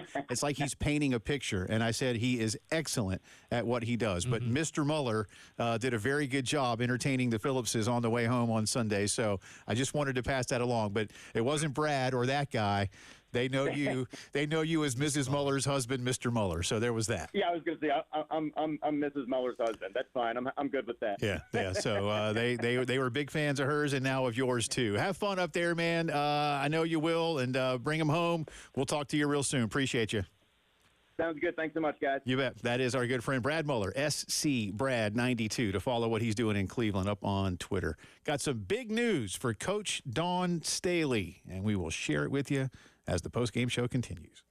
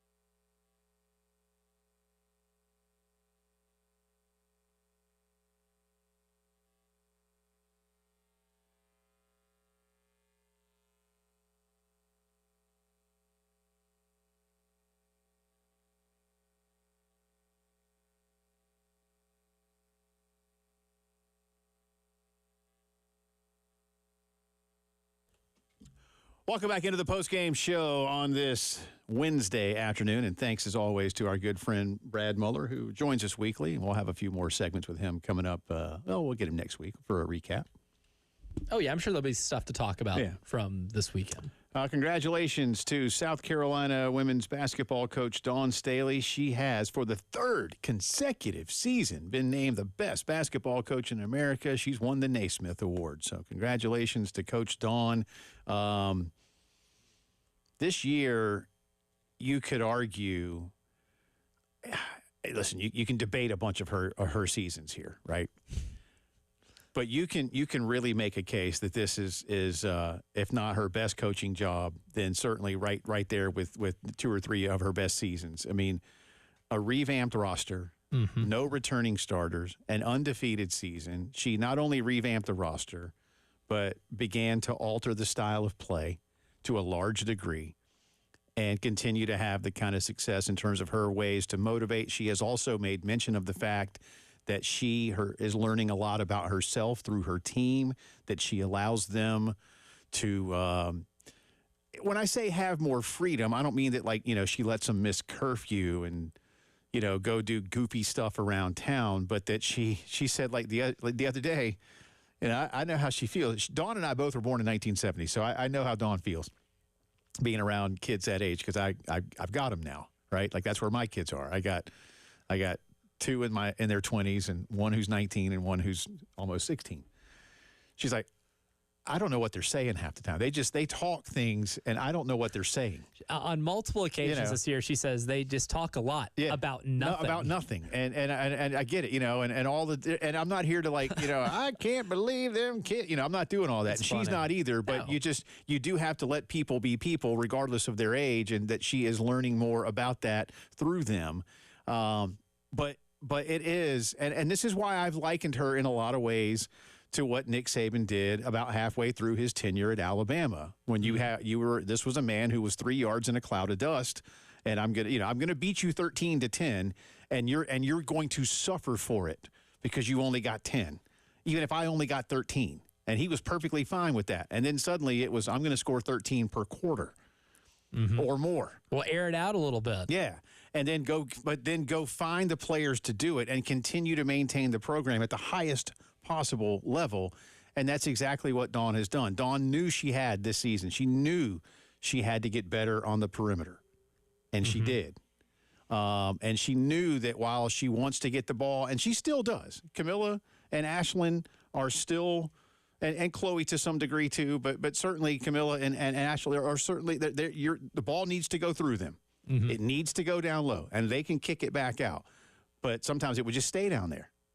And when you had Asia and Aaliyah and Elena, it could stay down there. And it's not that it couldn't with Camilla, but it's like, man, we got to do more out there so that Camilla doesn't have to do it all, or whoever our 5 is. Yeah. Or our 4. And she's done it. Well, because that's the thing. You look at where women's college basketball is going now. I think there are probably more teams with better shooting in terms of just better shooters, quantity and quality of shooters. What beat you, in the Final Four last year? Caitlin Clark spraying it from deep, And you can look at that game and be like, man, if you had a Tahina Pau to maybe make Iowa not play that compacted zone, where Iowa, for about the first 2.5 quarters of that game, dared you to shoot from the outside. No one's daring this team to shoot from the outside. If anything, they're doing everything in their power to run you off the three-point line now. So it was the change in philosophy offensively.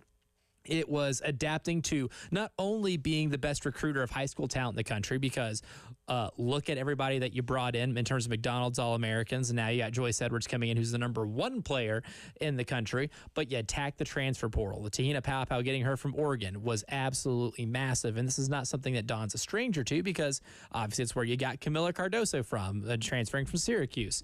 So there is an evolution to Dawn that a lot of the great college coaches have to make, and she's made that to the tune of, she's got her program set to where you can lose an entire starting 5, and the next year, you know where you're at going into the Final Four? Not just being in the Final Four, being 36-0 going into the Final Four. Yeah. Once again, I mean, any coach that has changed, that's had roster change this much over the last, 2 years, 3 years, and be 107, 108-3. That sounds like I made it up. Like, that doesn't sound like a real stat, Jay Phillips. It sounds like I just pulled those numbers out of my rear. But no, that's a real stat. She's lost 3 games out of her last 111. You haven't just build this program into a contender; you build it into a juggernaut, Right. and being able to do that without having to have consistent roster holdover year in, year out, like you have from last year to this year, is remarkable. It's a sign of being the absolute best in the sport, with there not being a close second. So congratulations again, Coach Dawn Staley, the third consecutive season that she has won the Naismith Award as the National Women's College Basketball Coach of the Year. Coming up, we'll have headlines of the day for you. Get into a few other things that are going on around the sports world. More from Dowell Loggins, drive around the SEC, Gamecock baseball preview coming up.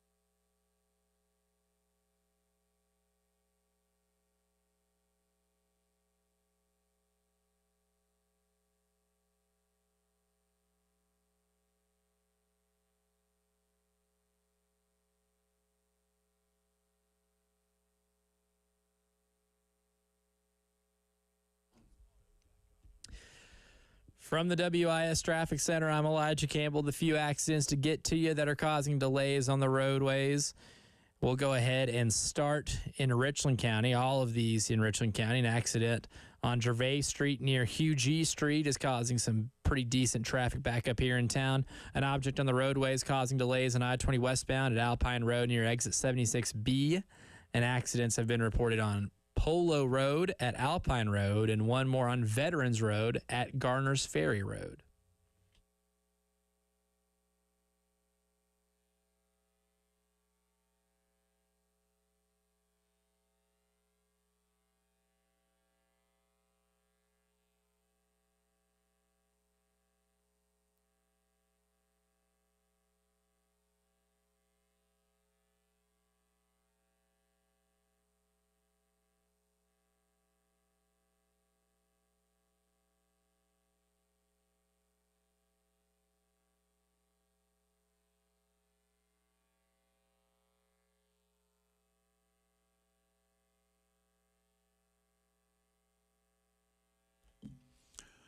It is 5 o'clock news time on this Wednesday. Welcome back into the postgame show. Jay Phillips and Elijah Campbell with you. Appreciate you being with us. We start again with the story we just had for you at the end of the last hour. But for those just tuning in, Dawn Staley has been named the Naismith National Coach of the Year for the third consecutive season. Congratulations to Coach Dawn. We broke that down for you in terms of why she is absolutely deserving of it, to have a brand new starting five, to change not so much our coaching philosophy, but certainly alter the style of play to a good degree. I won't say to a large degree. It is still about post play, but tweak. Yeah, There's a tweak in there that made a big difference. Yeah. And continuing to do what she does to have this team be the number one team in the country, undefeated, the number one overall seed again, as Forrest Gump might say. Not surprised. And big favorites to beat NC State on Friday night in the Final Four. But congratulations to Dawn Staley, the Naismith Coach of the Year for the third consecutive season. Gamecock baseball back at it tonight at Founders Park. 7 o'clock is the first pitch. Georgia Southern is in town. South Carolina goes for its second consecutive win after a couple of rough outings in Tuscaloosa. Got the job done on Saturday in Game 3, and this is the first of a 4-game homestand for Carolina. They have a midweek game on the neutral field in Charlotte next week against the Tar Heels. So the first of 4 at home, 7 o'clock tonight. We'll have that one for you coming up at 6:45. Big NFL news today as we continue our integrated media headlines. If you have not yet heard, the Bills have traded one of the best receivers in the business, Stephon Diggs, to the Houston Texans for not very much in most people's opinions. The Bills get this year a 6th-round pick. Then next year, they will get a 2nd-round and 5th-round pick from the Houston Texans. There was a social media post yesterday that said something along the lines of an elite wide receiver was not crucial or necessary to Josh Allen's long-term success. And Stephon Diggs did reply to that with a question. You sure? And a day later, he's gone. There was already friction. I think we knew that. This is a guy who's been to 4 Pro Bowls. He is 30, but he's on the good end of things these days. He's not really been somebody who's missed tons of time or anything like that. I mean, everybody misses Been relatively consistent. Yeah, I mean, it's football, so you're going to get hurt from time to time, but he's not really a guy who's injury prone. He's avoided that. Yeah, he's no Percy Harvin. So clearly there was just things that weren't working well for all parties, and he was looking for something else. But this does feel like Buffalo was like, I don't know. I mean, is this what he's worth? A 2nd-round pick in a year? Yeah. And a 6th-round pick this year? I mean, that's almost a throwaway. And then a 5th-round pick? I mean, look, draft picks are nice. And Houston, is ready to try to win now, so they get a good player. They're willing to give a couple of picks up. But Houston's also saying, well, we filled needs with Joe Mixon, now Stephon Diggs. We've got a young quarterback on a rookie contract. Now's the time to strike with some big-name players. Yeah, they weren't desperate for an additional wide receiver. But if, Buffalo is just giving one away, maybe Buffalo got a really nice washing machine as part of this deal, too, that didn't get reported, If Ed Monix can get traded for a washing machine, I think Stephon Diggs can get you a really nice washing machine. But, I mean, the thing with Stephon Diggs, too, is if there's friction in the locker room and you're playing on a team that's in salary cap hell, that is about to pay Josh Allen more money than God here in the next few years and take up a very large portion of your salary cap, then getting a wide receiver or 2 on a rookie deal, getting an offensive weapon or 2 on rookie deals in the next year's draft too, might be the best way to go. Because, look, Josh Allen's locked up for a lot of money for a long time. If you get a couple of 3 or 4 weapons, I know they signed Curtis Samuel in the offseason. Whatever. Yeah. But, I mean, if you draft 5 years ago. 5 years ago would have been, we could have been a good number 2 or number 3 receiver, but not anymore, not in 2024. But you draft you take the 28th pick, use it to draft Donnie Mitchell, one of the Xaviers of Xavier Worthy or Xavier Leggett, then maybe in the third round take another offensive weapon, and then maybe next year with that second round pick you got in this trade, maybe go for another good wide receiver. If maybe you can build a core of players that are on rookie contracts as well. Because here's the thing, when we're looking at who's managing the salary cap well, you have the Bills and Texans on completely different ends of the spectrum. Yeah. The Bills are in a pretty tight spot in terms of having to shed a bunch of contracts of really good veteran players, and they're going to have to get a lot younger and a lot cheaper, a lot quicker. The Houston Texans have a second-year quarterback on a rookie deal. 2 wide receivers of their top 3 receivers are on rookie deals. Their 2 best defensive players are on rookie deals. This allowed them to sign Danielle Hunter on the edge, Danico Autry on the defensive line, a linebacker who played for the Titans last year who was their leading tackler. There are a lot of guys that they were able to bring in because they were in such good salary cap shape. That's what the Bills need to start gearing towards a little bit, because you're already playing with a hand tied behind your back in terms of roster construction. I don't know. Look, they're going to have to carry. I was just looking it up here. 2 years ago, Diggs signed a 4-year, $104 million extension. A lot of money. The trade this year requires the Bills to carry a dead money hit of $31 million. Ooh, disgusting. I mean, again, some of these things make my head hurt when we talk about salary cap issues. Because not all of it counts against the cap, but you're on the hook for it, but it doesn't count against your number. The NFL is awful with explaining that. By the way, as a quick aside, in 3 years' time, the Dallas Cowboys have acquired Will Anderson from the Houston Texans.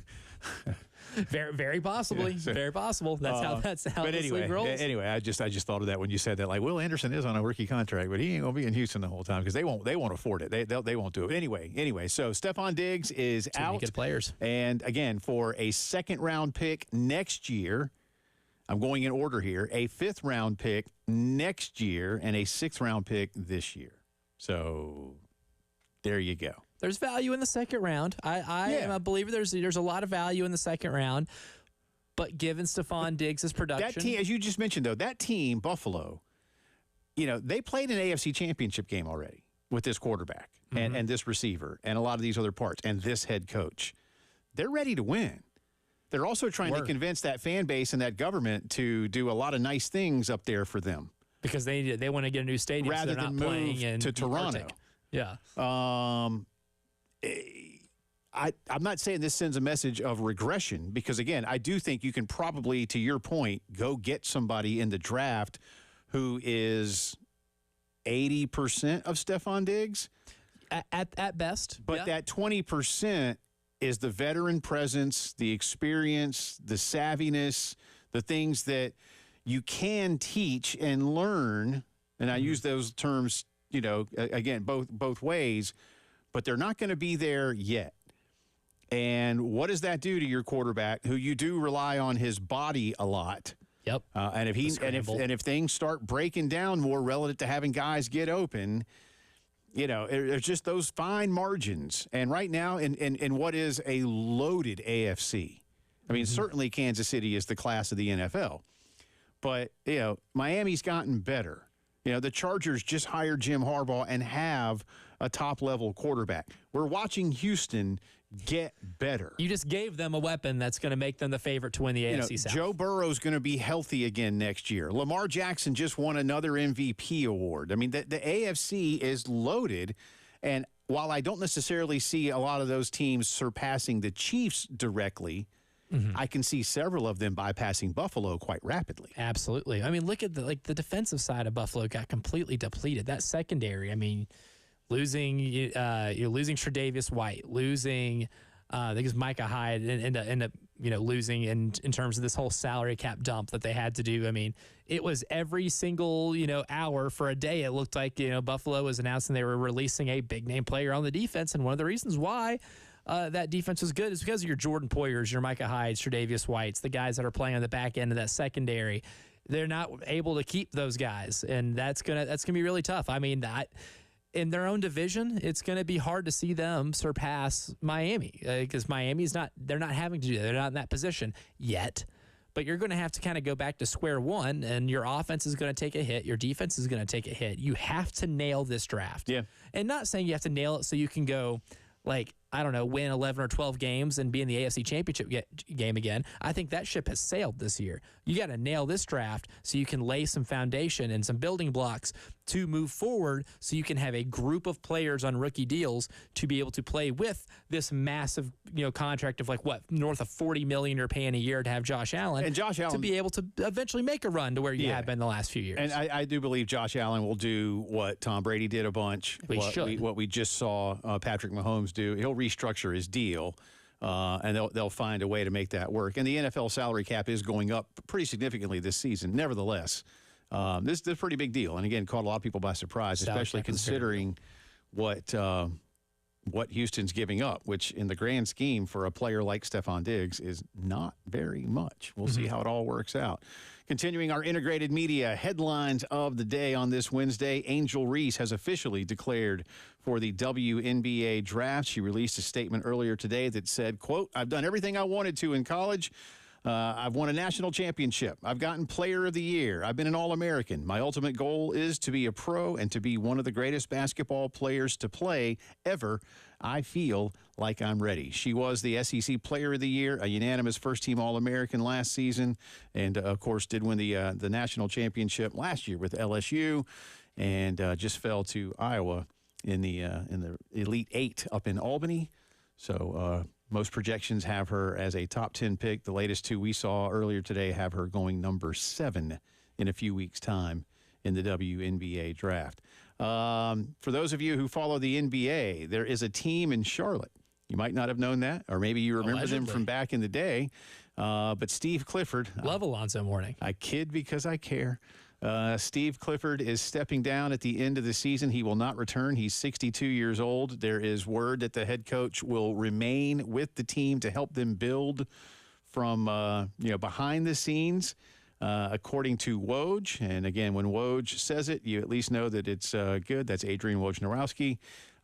He says that Boston's Charles Lee, Sacramento's Jordy Fernandez, Miami's Chris Quinn, Phoenix's Kevin Young, and a few others are among the assistant coaching candidates expected to be considered in Charlotte's process. They don't really have any current or former head coaches that are being named. I don't know that this new ownership group is going to lure a big name into this one or get somebody out of the collegiate ranks to come into Charlotte. So it'll have to be somebody who's been learning under somebody pretty good, which could be for the best.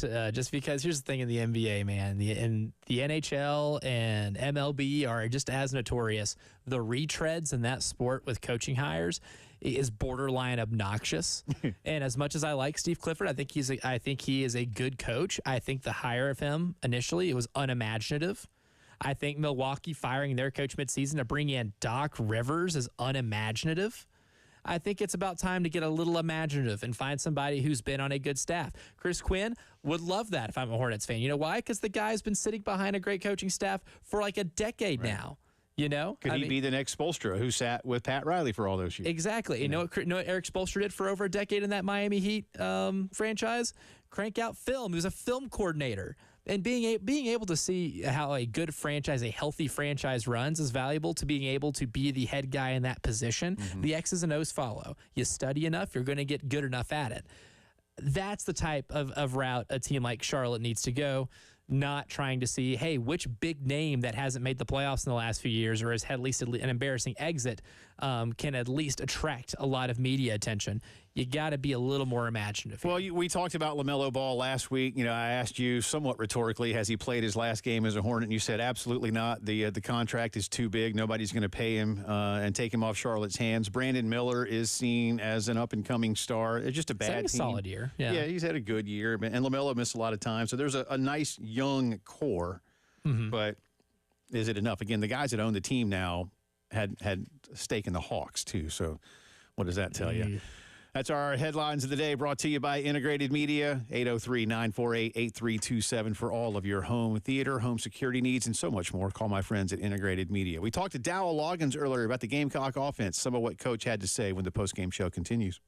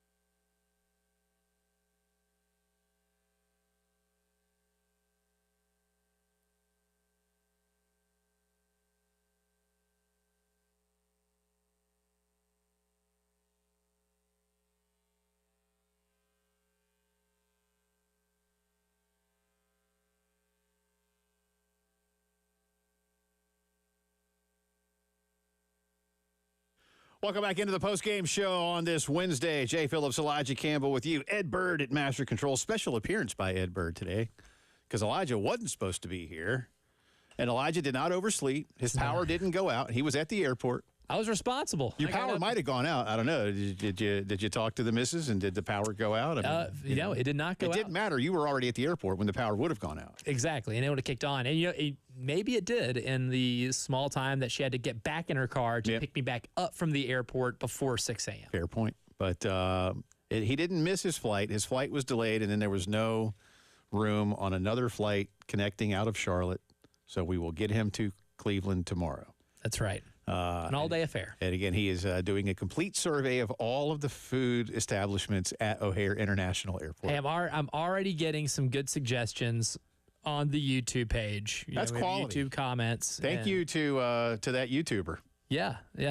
Or just YouTube listener and viewer. Yeah, not even a YouTuber per se. At Big Queasy, yeah. I will go to the Chicago Cubs sports bar at O'Hare, and because you have suggested it so kindly. And you know what? You did a good job of selling it. You said beer and IPA. So, yeah, there we go. I'm game. I'm an IPA guy. Big IPA guy. Even though Goose Island, like Wicked Weed, has been bought by one of the big giant conglomerates, Goose Island IPA is quite good. Phenomenal. It's quite good. One of my favorites. Quite good. Yep. Big Queasy. That's right, at Big Queasy. That's a fun name. I know. I like it. Yeah. I don't like being Big Queasy, but I like the suggestion from All right, let me jump into this for you. Dow Loggins joined us a little bit earlier today talking about the Gamecocks and the spring ball, but we started Dowell off with a question about how it's been getting used to a pretty much whole new staff on offense. But it's the hard part is the timing of how things have happened. Especially with Sean and Mike, we're in the process of building a chemistry as a coaching staff, and I've really enjoyed them, and that's the great part is you got these guys you can just tell they're football guys and you trust them because they've got good football knowledge. Obviously, when guys have been head coaches, they see the big picture, they see things. But I'm really excited about the room. We're still learning a lot about each other because we are behind just for the dynamic, how things sorted out the way they did. I really am glad that they did sort out the way they did because I'm really excited about these guys. They're going to help us. They're going to help our players. They're going to help us schematically from a recruiting standpoint, from an evaluation standpoint, how they coach their guys. They're all guys that have coached. They have an edge to them that I think we needed offensively. We just needed guys in here that have a harder edge and are going to be very demanding and coach these guys really hard. And I think the players see that they see the commitment that these guys have, the passion for football, and not to mention the knowledge that they have of the game as well. Dal, and then of course the quarterback position. I want to get into that real quick. This time this year looking a lot different than this time last year, especially when it comes to the skill sets of Lenoris and Robbie as compared to Spencer Rattler. But what's it kind of been like here these last few weeks in practice, kind of building an offense around quarterbacks with different skill sets than what you had to start off with last year? Yeah, there's a major difference just in the room, just from when we started. Last year, the roles were almost defined by experience, play time. You're got one of the best college football players in the country, which I love right now because the rest of the NFL and the rest of the world is seeing like how his stock is rising and how good Spencer really was, and the credit he deserves for the 2 years and all the good stuff he did here for this program. But we knew Spencer was the guy, and we're trying to figure out who's the 2 and who's the 3 and where does it fit in. And it's easier to accept roles. And now you come in here and you've got Lenoris, who was here. You brought in Robbie Ashford. You've got Davis Bevel. You've got Luke Doty. You bring in the young kid, Dante Reno. And now it's competition. So last year when people walked in the room, wherever 7th set, the guys all followed his lead. They watched how he moved. They watched his cadence. I can sit back and say, hey, our guys, look, Spencer Rattler's our starter. So now our job is we got to sound the same. Our snap count has to sound like Spencer's. So you got to listen to Spencer. All right, so now we're going to mimic this so it's easy on the offensive line. So all cadences sound the same. Well, now you come in and you got 5 guys competing for jobs, and it's different for the offensive line because we are rotating. Every one of these guys except for Dante Reno has taken reps with the ones. And we've given Dante one series with the ones of 7-on-7, but no team stuff. And So it's different for everyone. It's different from the room. You go from a room that was extremely comfortable in their role last year to now we're competing with no depth chart. So there's just a tension, a healthy tension in the room of that competition creates. It brings out the best in everyone. Sometimes it brings out the worst in people. But I can see the room after 6 practices kind of settling down versus everyone's eyeballing everyone. Everyone's, comparing themselves to the other one. They're watching every throw that every guy makes because in competition, that's what happens versus like awing at Spencer Rattler. Now it's like you're sizing the next guy up and they're starting to get comfortable with each other, comfortable with one another in the room. And you get to the point where you start pulling for each other, still even in a competition, it's just healthy and it makes everyone better. So, it's been fun that way. It's been fun to watch that dynamic, how it's starting to evolve. And even the room, it takes a time. Like the quarterback room is a special room, and we don't let a lot of people come into our quarterback room because it is sacred. It's every decision we make is criticized. It's evaluated. It's assessed. Like all those things. And so now it's just getting to the point where they're all starting to open up, communicate with each other. Hey, what'd you see on that play? And it's cool how the quarterback rooms work that way. Talking to Dow Loggins, Gamecock offensive coordinator and quarterback coach. And let's stay with I want to piggyback off of what you just gave us there, Dow. Coach Beamer yesterday was asked about what he wanted to see from the quarterbacks in y'all's scrimmage coming up this weekend. He asked if they were going to be live. You don't have to necessarily answer that second part, but you are there. You just mentioned it, the room. You are their quarterback coach, and you run this offense. So take us more in depth in Dow Loggins' mind about what he is most maybe anxious about and excited about when it comes to Saturday scrimmage. Yeah, well, the guys know this. My very first job ever was with the Dallas Cowboys, and Bill Parcells was our head coach, and I heard him tell the quarterbacks, hey, we're going to play whoever gets the team in the end zone the most. Like, it may look different. It may be ugly. You may throw a touchdown pass that's end over end wobbling. The bottom line is you are judged on getting the team into the end zone. Can you make the people around you better? Can you make this operation function at a higher level? Can you make these plays come to life? So they're judged on all those things. And that's like when you start playing 7-on-7 is very unrealistic to football. It is like, and it's become AAU basketball and all. That's the big thing this summer. Like until you put the ball down and it's a game, it's 11-on-11. Like it's hard to evaluate these guys. So like you pay attention to little. What makes college different than the NFL is there's no preseason. So now there are going to be scrimmages at some point that are live. There will be times between now and training camp that happens, and every day is an interview. And they know right now the way to move up the depth chart is get the team in the end zone. That's Dow Loggins, who joined Elijah and me earlier today. The full interview with Coach. There is more. You can find it on our podcast page, 1075thegame.com, or on our app, which you can get at the App Store or the Google Play Store, which sounds like a lot of fun. I like to play. Yeah, sure. Speaking of play, I believe we have maybe a single-digit number. I really don't know. I'm told there were 20 teams already, but the 1075 The Game annual golf tournament is this Friday. That's 2 days from now, y'all, over at Charwood. 400 for a foursome, 200 a pair, 100 for a single. And you do the math, 10 a.m. shotgun start. We'll have breakfast. We'll have lunch. We'll have giveaways that include Carolina baseball tickets, Carowinds tickets. It just says concert tickets, so I don't know. Could be a concert to hear me sing. Yeah, you never know. Craft beer passport and more. Call the crew at Charwood to register, 803-755-2000. That's 755-2000. Hope to see you Friday morning at Charwood. Drive around the SEC is next.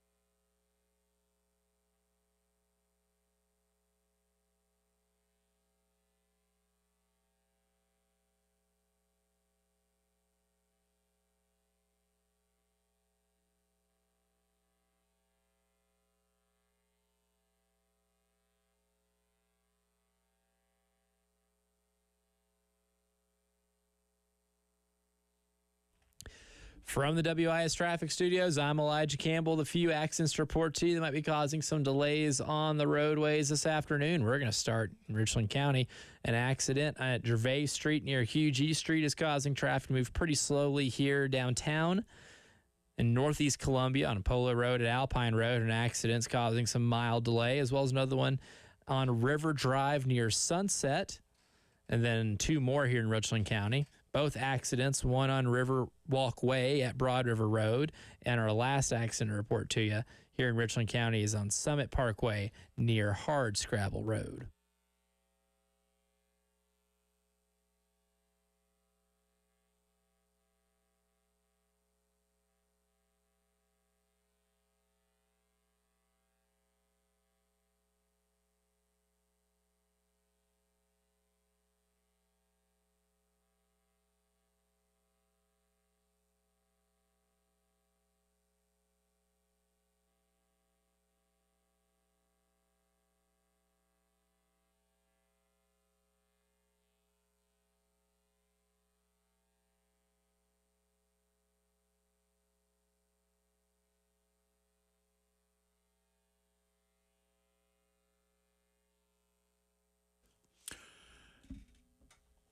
It is drive around time on this Wednesday. Welcome back in. Jay and Elijah with you. Let's start with some basketball news here locally. If you have not yet heard it, two big things for you. First off, once again, congratulations to Coach Dawn Staley. She has, for the third consecutive season, been named the Naismith National Coach of the Year. Huge congratulations. That's a big deal.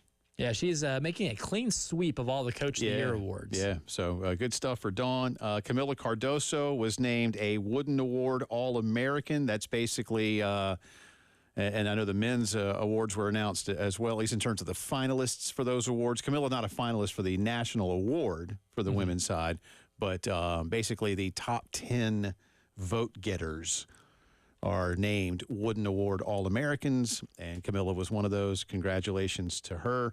And last night, Camden's Joyce Edwards was named the co-MVP of the McDonald's All-America game. She is already the Gatorade National Player of the Year, and yes, she is signed to play for the Gamecocks. She's staying home. Yep. Yet Don doesn't let the best ones leave the state. Not too often. It's kind of crazy, man. I mean, Elena Coates, Asia Wilson, Malaysia Fulwiley, Ashlyn Watkins, and now Joyce right there. Again, I know it's North Carolina, but Tiffany Mitchell was from Charlotte. There's a lot of players. And I know I'm forgetting some, so I apologize, but that's just some of the biggest names.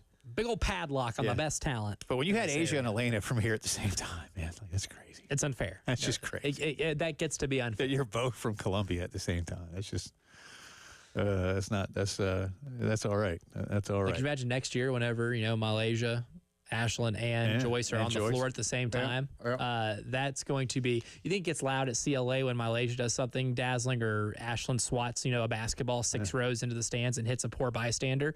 It's going to get even louder now when you have all 3 of them on the floor at the same time. Making plays. We're talking about, and I know it's been done before. Brad's done it a bunch, and others have too. But Brad, on a couple of occasions on his broadcast Sunday, Ashlyn Swatkins. After a couple of nice blocks. The shirts sell themselves.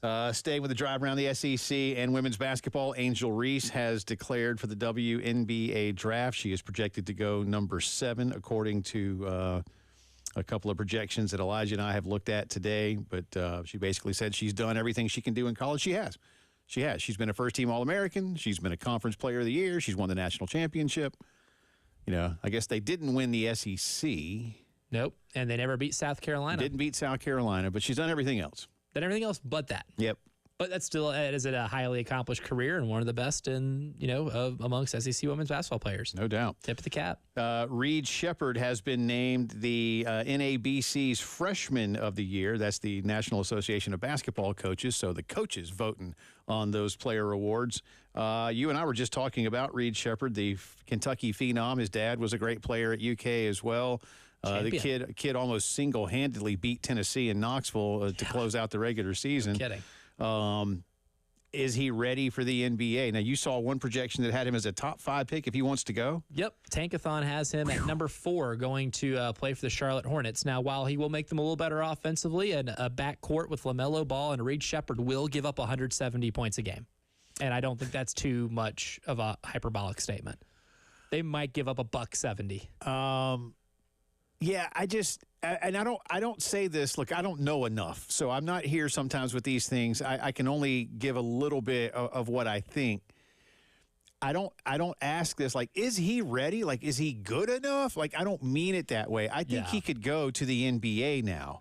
But if you're going to be a top 5 pick in the NBA, much like they do with a lot of NFL rookies, you're going to be expected to perform immediately. Right away. And, going out there for 36 minutes a night in college is one thing. Going out there for 36 to 40 minutes a night in the NBA is another, especially, as you mentioned, with the style of play and the things you'll be asked to do on both ends of the look. Defense is not necessarily always a premium in the NBA, but it's more about, are you just – and look, in college you play 30-something games. That's not even half a season. It's just, are you ready for that? You feel like you want to be brought along, but you can't play if you're a top 5 pick. They're not going to let you play 16 minutes a night. Nope. I mean, if you're going to a place like Charlotte, they need you. They need you to start. Yeah. If they're going to draft you in the top 3 or 4 or 5, they're going to need you to start because they're building the team around you. And I think Reed Sheppard offensively does have what it takes to play in the NBA right now. He is an incredible shooter. I would say he was the best shooter in college basketball this year. And he ran an offense really, really well. And I think one of John Calipari's biggest sins this year in a basketball sense, I don't know his personal life, but in a basketball sense, I know one of his biggest sins was not playing him enough or not putting him in the starting lineup. I understand you can have good scores come off the bench, but you know what? That guy was clearly your best offensive player.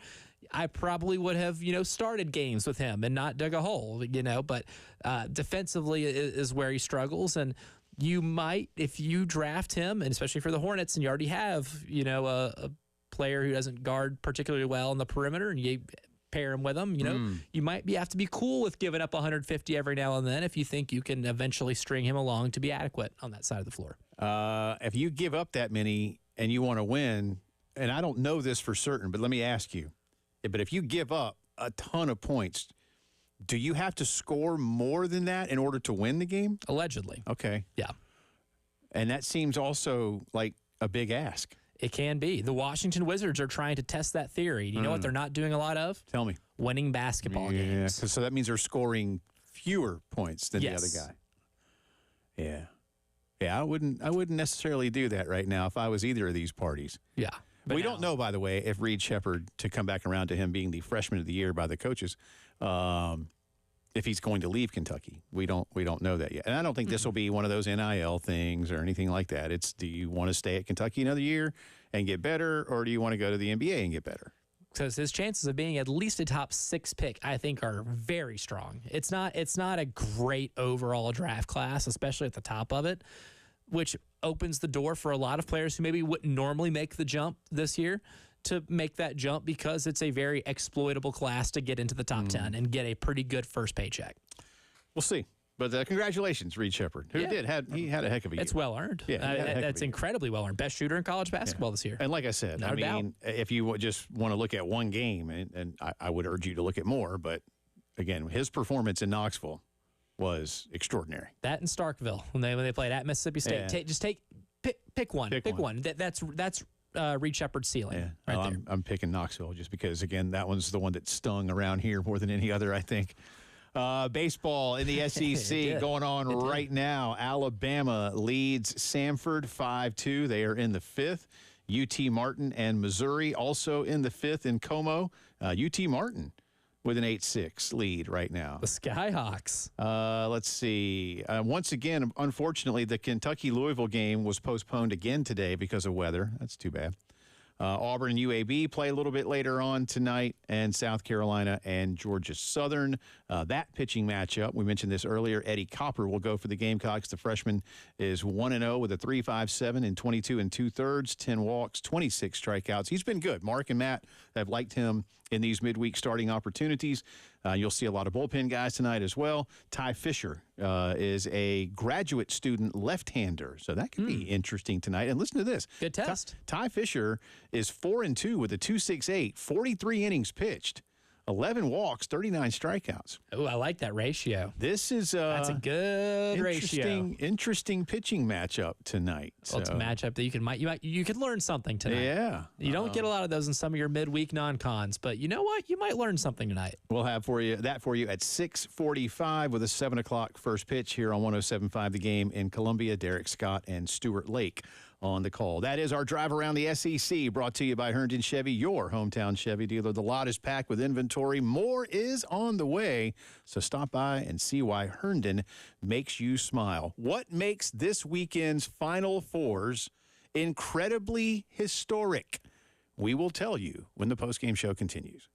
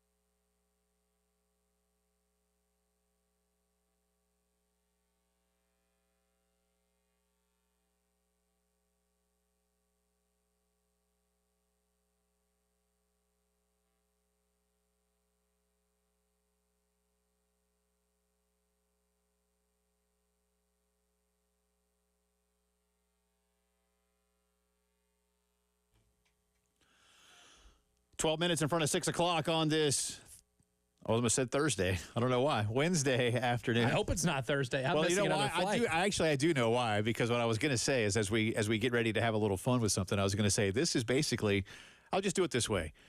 Soon enough, this is what you'll be hearing when Elijah is away.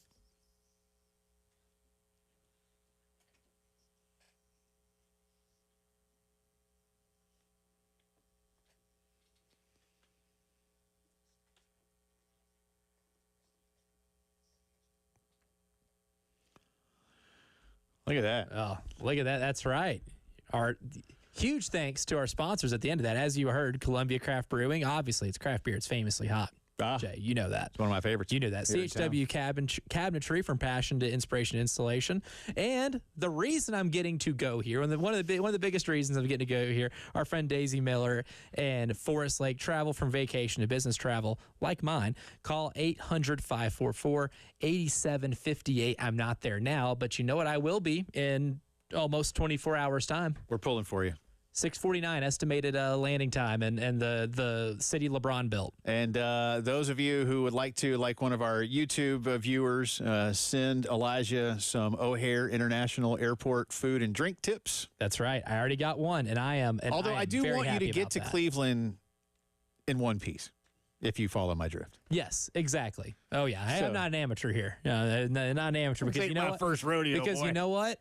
I know exactly how expensive those things are at the airport. Yeah, so, that's true. so if I get multiple recommendations, I will not be able to. Well, don't go worry. to The company all per diem recommendations. is like wide open, man. Yeah, They it's don't like care. It's like $7. Oh, Yeah, I mean, I put so much money on the company credit card. yeah. I'll give you the secret number. See, hey, there you go. Then I can get 2 orders of fries. That's right. That's what we do here. Game the system. 13 times since 1983, we have had one school make the men's and women's Final Four. UConn's done it the most. They've done it 4 times. Yeah, they're no stranger to this. Yeah. In fact, I think they are the only one that have done it on multiple occasions. I'm double checking. Yes, UConn's the only one that's done it multiple times. However, this weekend is the first time in the history of the NCAA tournament, men's or women's, that 2 schools have put both their men's and women's teams into the Final Four. UConn is doing it yet again, so that'll be 5. That's impressive. That's impressive.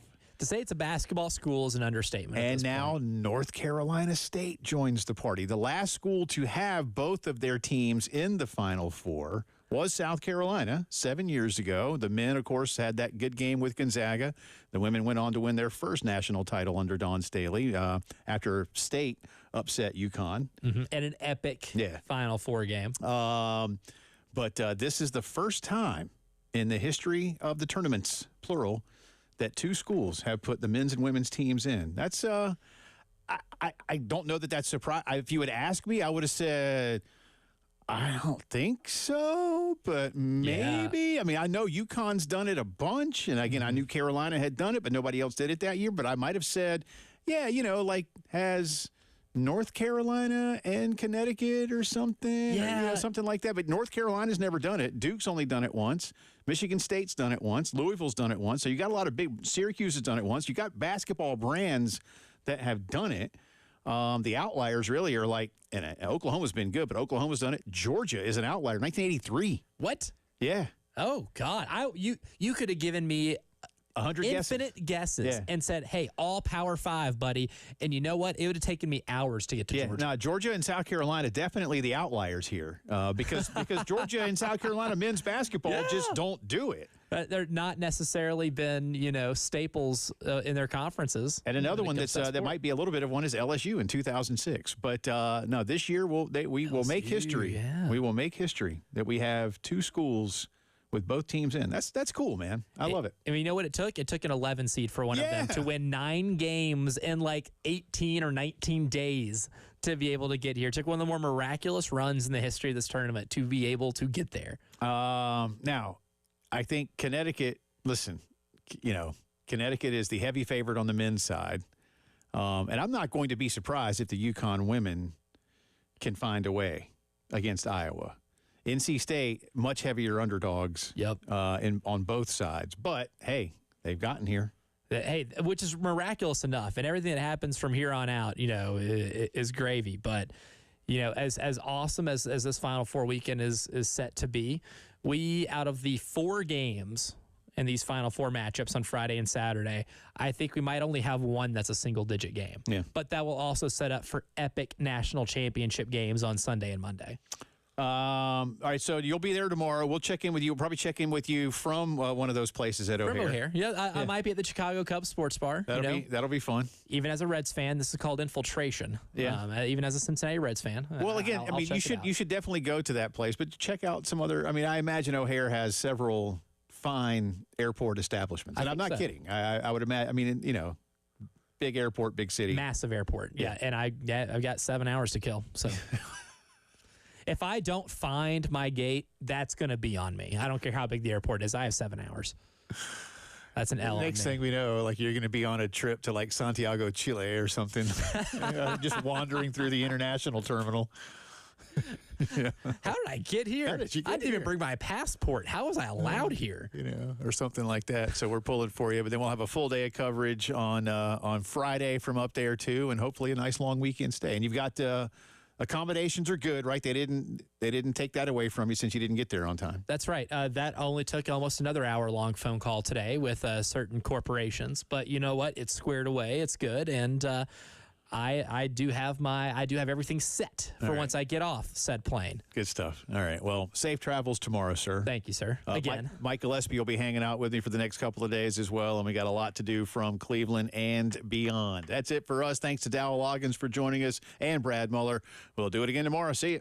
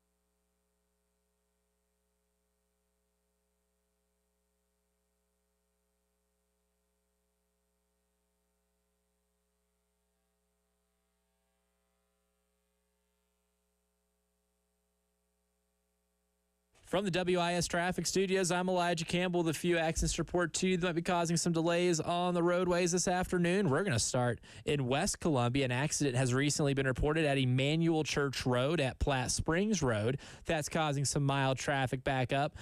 In Richland County, an accident on River Drive near Sunset is continuing to make traffic move a little bit slower. And lastly, we have 2 here in Richland County on River Walkway at Broad River Road and Summit Parkway near Hardscrabble Road.